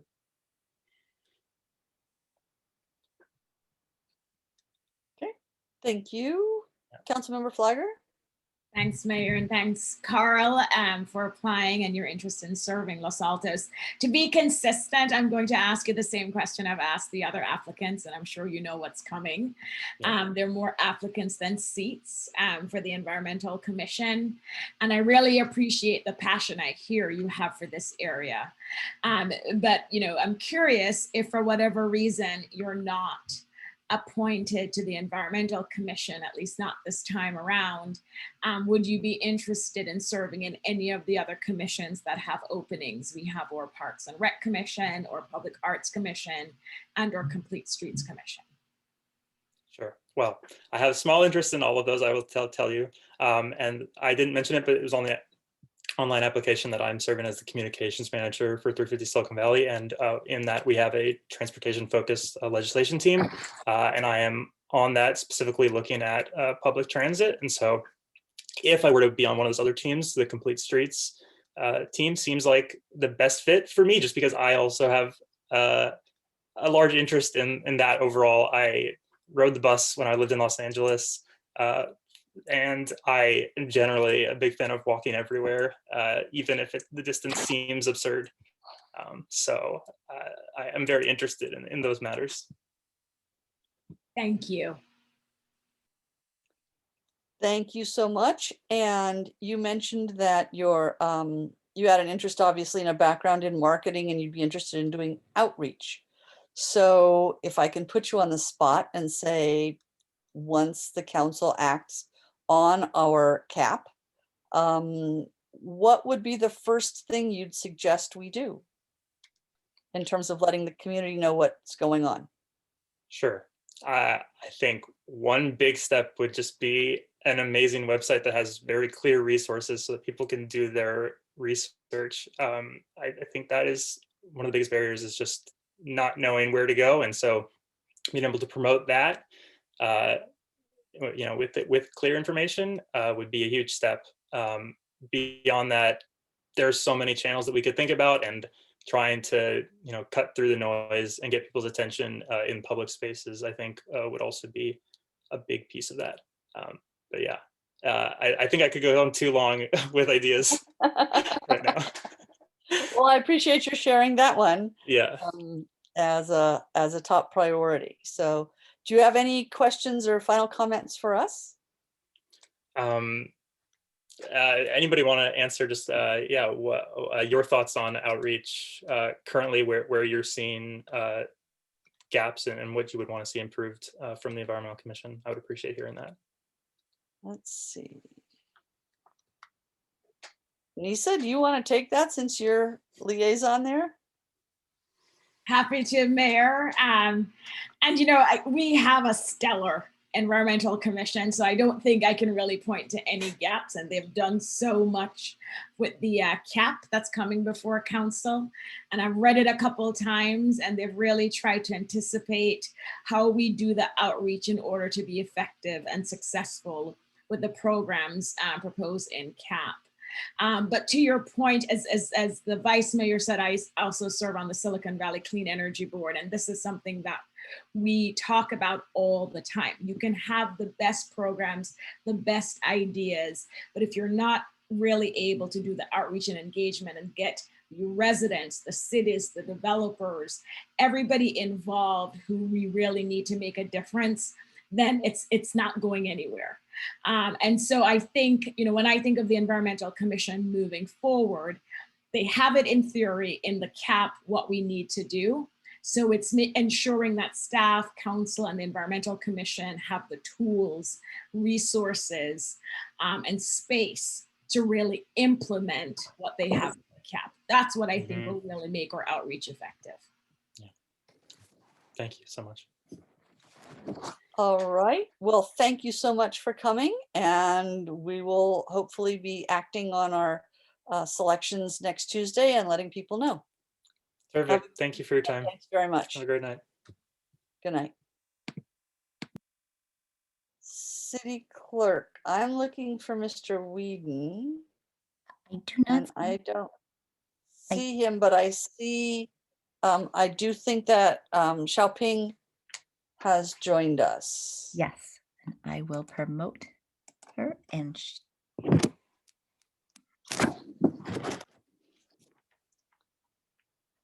I wonder if Dawn is over at the housing elevate update. Here we go. Hi, everyone. Good evening, Xiaoping. Good to see you. Thank you for joining us. So thank you very much for applying. It doesn't seem like it's been very long ago that we went through this with you, but we'll do it again and just give you a few minutes to recap why you're wanting to continue. And then we'll ask you some questions and then give you a chance to wind up with either a question or a final comment to us. So why don't you go ahead and tell us, why are you interested in continuing? I think first year, actually, I didn't realize it was so soon. I think first year is really a lot about learning. And even though I am not in the subcommittee for climate action plan, I think it gives me the opportunity to really understand how they can, accomplish that with the resources and the consulting resources and all sorts of information, research data to put together a proposal and, working with the council, all of you, to prioritize and provide the right reasons and stuff like that. So I think for me, it's first year is a learning, and I like to contribute, I think, more substantially by continuing as a commissioner, starting my second term, or officially a full term for myself. Yeah. So let me ask you, now that you've had a chance to kind of survey everything the commission's done, and even though you weren't on the subcommittee for the cap, you certainly know what all is there.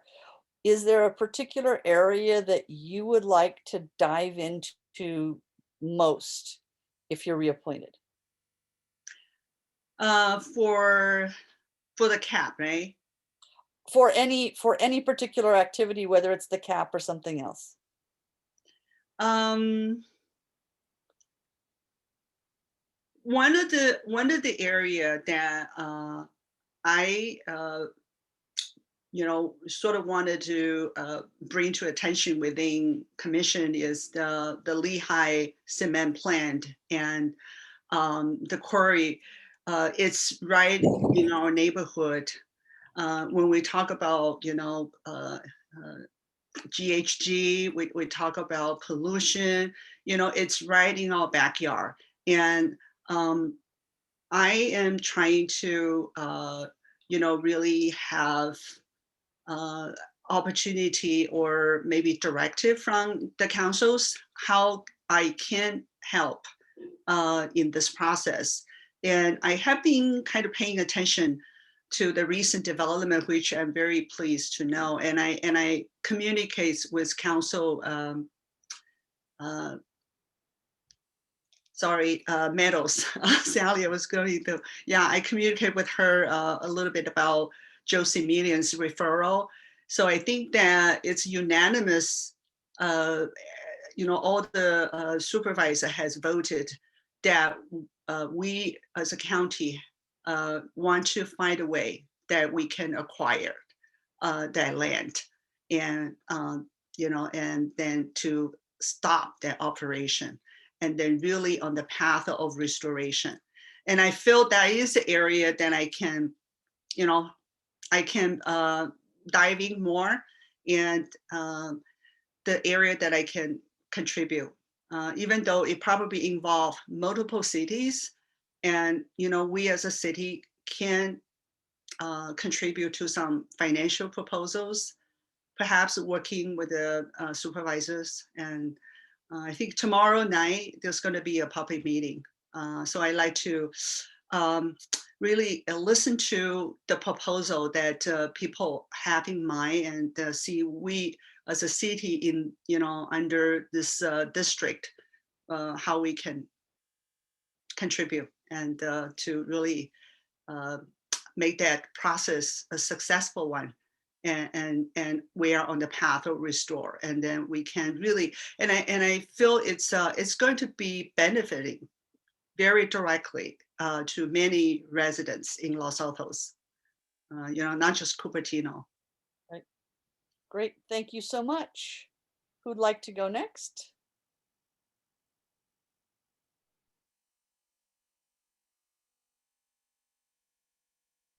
Vice Mayor, thank you. Thank you, Xiaoping. I hesitated because I was actually going to ask you about Lehigh, but now you've kind of already answered that. So, but I'll touch the. So I appreciate you keeping myself and Councilmember Liang as the subcommittee. You communicated with us about various things going on, and there's actually quite a lot going on at Lehigh. You mentioned one of the efforts to look at acquisition options for the plant and quarry. But so we have the council subcommittee, and then we have the commission. And I think potentially as one of the council subcommittee members, I'm not sure that we've defined how the commission subcommittee, which is yourself and who else, remind me again? David Klein. Okay, you and Commissioner Klein. Yeah. How do you think you should work with the council subcommittee? Because the council subcommittee is following everything that you're following. So I'm not sure if we're just duplicating efforts and we're all in the same loop, or what would you suggest? How would we work more constructively together rather than just duplicating efforts? I think one of the thing is that we need to have very solid violation, environmentally violation or safety or pollution area, all encompass that. A solid evidences that they are not complying with that. And that sort of made the case that we can proceed to acquire them, and then we can say, you can no longer operate. So I feel our job probably provide more data, evidences, and information to help you. Obviously, I'm not really in charge of the budget. If there are financial area that what our city can contribute, I think I can provide some information for you to make decision. Yeah, I think the supervisor already made and got unanimous support for a referral for getting all that violation data, and the county will be paying for it. So, Okay. so we won't need to do that. But I think that's something that Councilmember Liang and I can discuss and maybe draw up some different, how we want to work together with your commission subcommittee. But thank you so much. Yeah, I think I would appreciate some clarity. Yeah, certainly don't want to do any redundant work.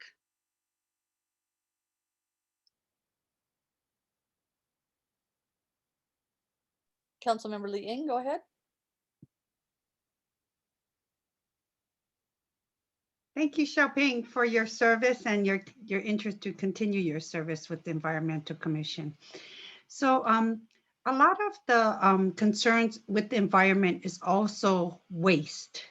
And we're dealing with a lot of waste due to the impacts of Amazon mailing and plastics. What focus do you feel that the commission can have in trying to address some of these concerns? I think our city has been working with Mission Trail. We are actually, I think, one of the earlier city to adopt all those recycling things. And I think if we can maybe have a few of citywide electronic or all this extra paper or plastic kind of a collection day, working with Mission Trail on hosting something like that and making our residents aware of them. Mm-hmm. It's like, I think typically we've seen some electronic waste collection event, usually, runs like every quarter in the city, at different parts, sometimes in the, in the school or, community places. And I think for, all this extra things, we can think of a way. I think one is to educate people about, what to do with them. If their recycle bin is not big enough to hold it. And also, I think one of the initiative in the CAB is, using sustainable materials. So people are conscious about that when they order things. Yeah, so it could be a multi-pronged way of doing it. Thank you. Solid waste is one of the area that we still need to be working on, continue. Thank you. Thank you. Councilmember Flagger, do you have a question for Xiaoping? I do, and thanks Xiaoping for your service. Happy to see that you're reapplying to serve a full term. And I really appreciate all the work that it sounds like you're doing related to Lehigh. Very knowledgeable there, and so really appreciate it. I wanted to pick up on the fact that you said, you just finished 1 year, and like many jobs or positions, that first year is a lot of learning. And so as we have potential new commissioners joining your environmental commission, I'm curious if there's one thing you could share with them, what would it be as a new commissioner joining the environmental commission? I feel some kind of mentorship would be helpful because for me, I think one of the, we're not meeting in person, right?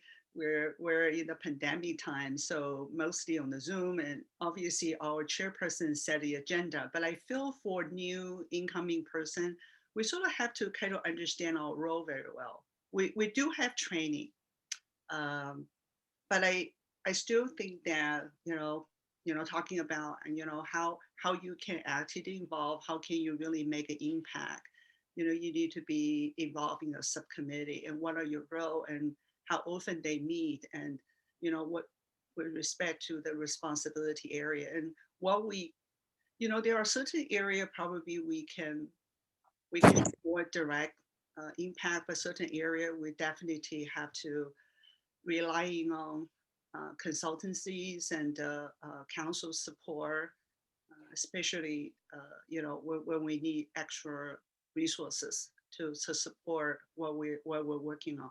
So I feel some sort of mentorship will help, especially for new commissioner. Great insight. Thank you, Xiaoping. Yes. Is there anything else that you want to ask us or say about your application? I just wanted to know, I know, we're doing a couple different areas. What do you see we can be more effective, or we can bring issues in a very clear way to you, and allowing you to make decisions, the area that we can improve moving forward. Councilmember Fliger, do you want to take that one? It's the climate action and adaptation plan comes to council next week, Xiaoping.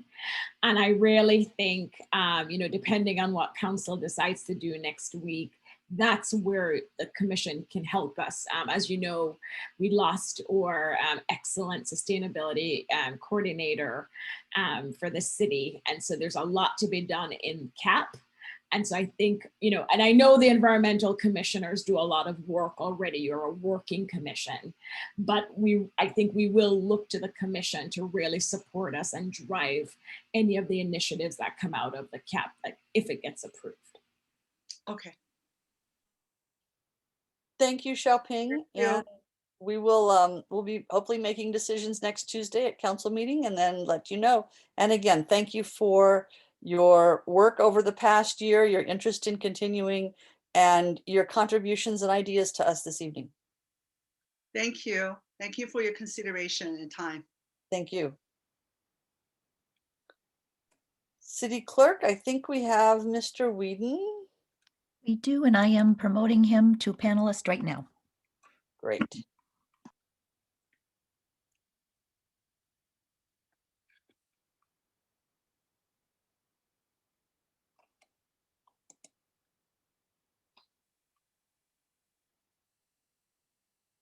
Uh-oh. Oh, here he comes. There we go.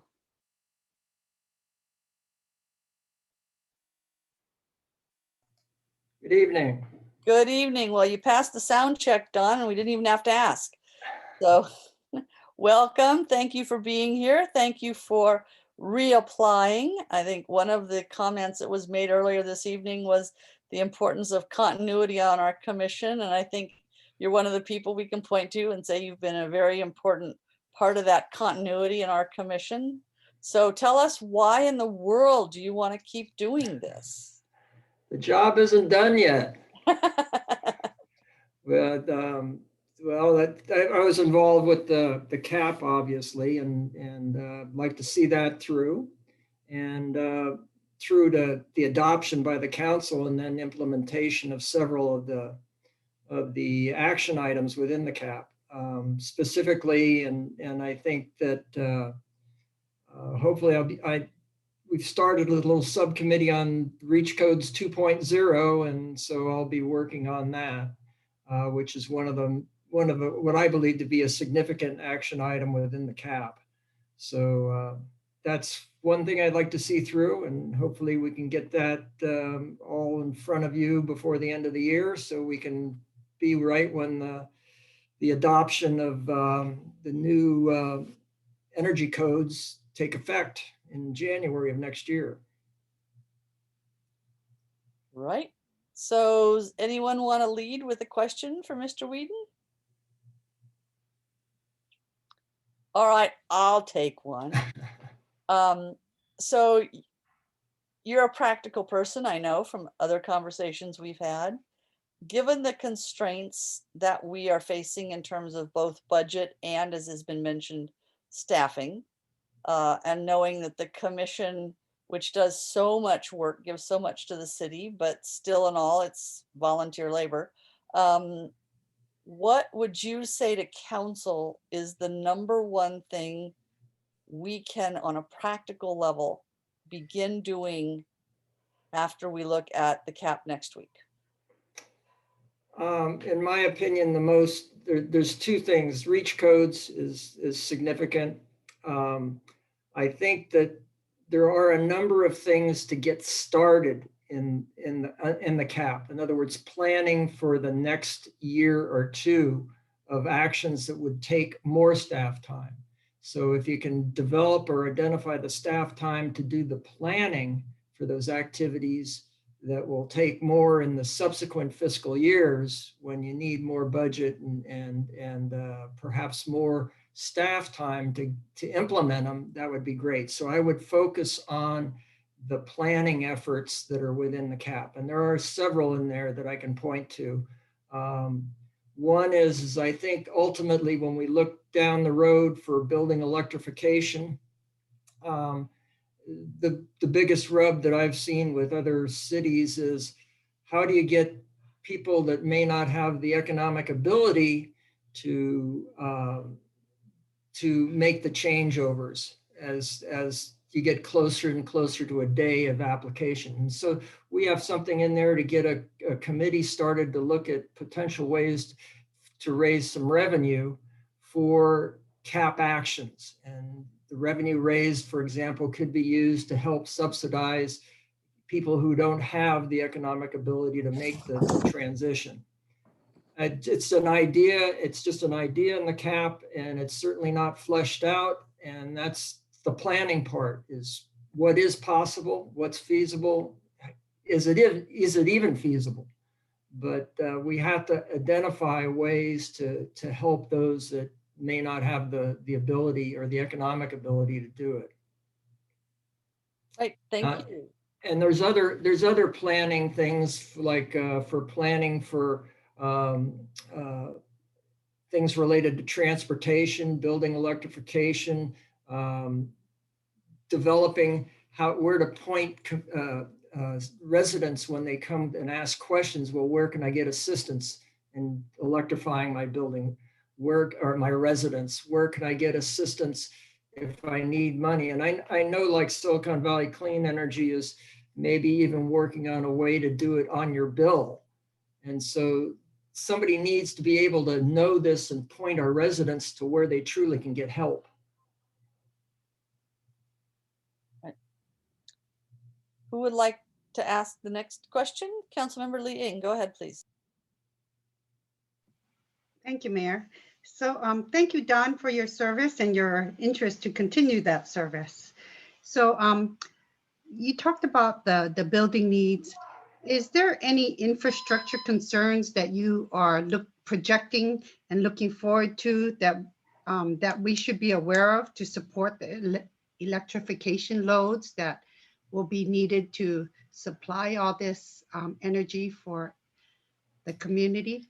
The energy transfer over to electric energy is going to take place over many years, and PG&E and other suppliers are already planning for those changes in the structure, meaning the lines, the transformers and everything else. So that really isn't, and I don't believe it should be a concern of the city. That's a concern of the utilities, and the utilities are planning for that. And I believe they have the ability to meet those goals as the electrification transfer occurs. There's a very good question and answer series to this on the Peninsula Clean Energy website. If you look there and look at frequently asked questions, they have an excellent response to exactly your question as to why the electrification, if you will, the additional load on the grid should not be an issue. And we have to debunk the theories that when the power goes out, we can use our gas stoves and we'll get hot water, because that isn't the case. All the new appliances, I think since, I don't know what the exact switchover date, but they have electronic interlocks. So you can't heat, your water heater can't work, even though it may be a gas water heater, if you have a power outage. Your furnace won't work even if you have a gas furnace on a power outage, because the gas furnace needs power to run the blower. It needs power to ignite the gas. So there's a lot of people that have a lot of misconceptions about what the load on the electrical grid may cause, and it's not a reasonable concern, in my opinion. Thank you. Vice Mayor? Thank you, Mayor. Good evening, Don. Hi. Thanks for all the work you do. I mean, you've been doing this a long time and working hard on it, and I know we all appreciate it. I certainly do. So one thing I have noticed, both when I was serving as liaison to Environmental Commission and since then, there's a lot of synergies from youth, which are very driven by climate change and what can we do to improve that. So I wondered, and they come and present to the commission oftentimes, but are there projects that you've worked together on, or how are there other synergies that we can capitalize on, say with the Los Altos High School Green Team and other of the youth climate focused organizations? I'll take an example from the CAP. One of the examples from the CAP is to spread the word on electrical vehicle adoption, increase the rate of electric vehicle adoption. And just recently, the Green Team, in coordination with some others, put on an EV event at the high school. I think the city could without too much additional effort, expand that type of program and participate there and make it a bigger event. Make it so that the word gets out wider, so that there's more attendance. So that'd be an example of what I think that I could do there. The one thing that we have to be careful about the youth is, and I know Sybil Kramer, but she does an excellent job, and the clubs within the high school, one of their main objectives is to set their own agendas. And so they want to work on certain things. And if we can find synergy in what they want to work on, that's fine. But we can't really go in and dictate them, we want you to do this or focus on this area. We can plant some seeds with Sybil, but Sybil is, with her use of or working with that team, she really wants the youth to set their agendas and their interests and things. But something like EV adoption would be a good example. Yeah, no, that makes a lot of sense. I was just going to add, somehow I totally missed that EV fair had happened until I was reading about it. And I was so upset because that was a good place to go. Didn't they have some of the new models there too? Yeah. So I don't know how I missed that, but I was very disappointed. So hopefully there'll be another one sometime soon. Well, just as a sidelight, the Santa Clara County, I think, has the highest EV adoption or registration in the state. I wouldn't be a bit surprised if Los Altos and Palo Alto and the vicinity right around here, maybe even above Santa Clara County. But the adoption rate in the plan, really, we have to drive that higher to meet our greenhouse gas emission goals, because if the plan, I think, calls for 80% adoption by 2035. And that's a big lift.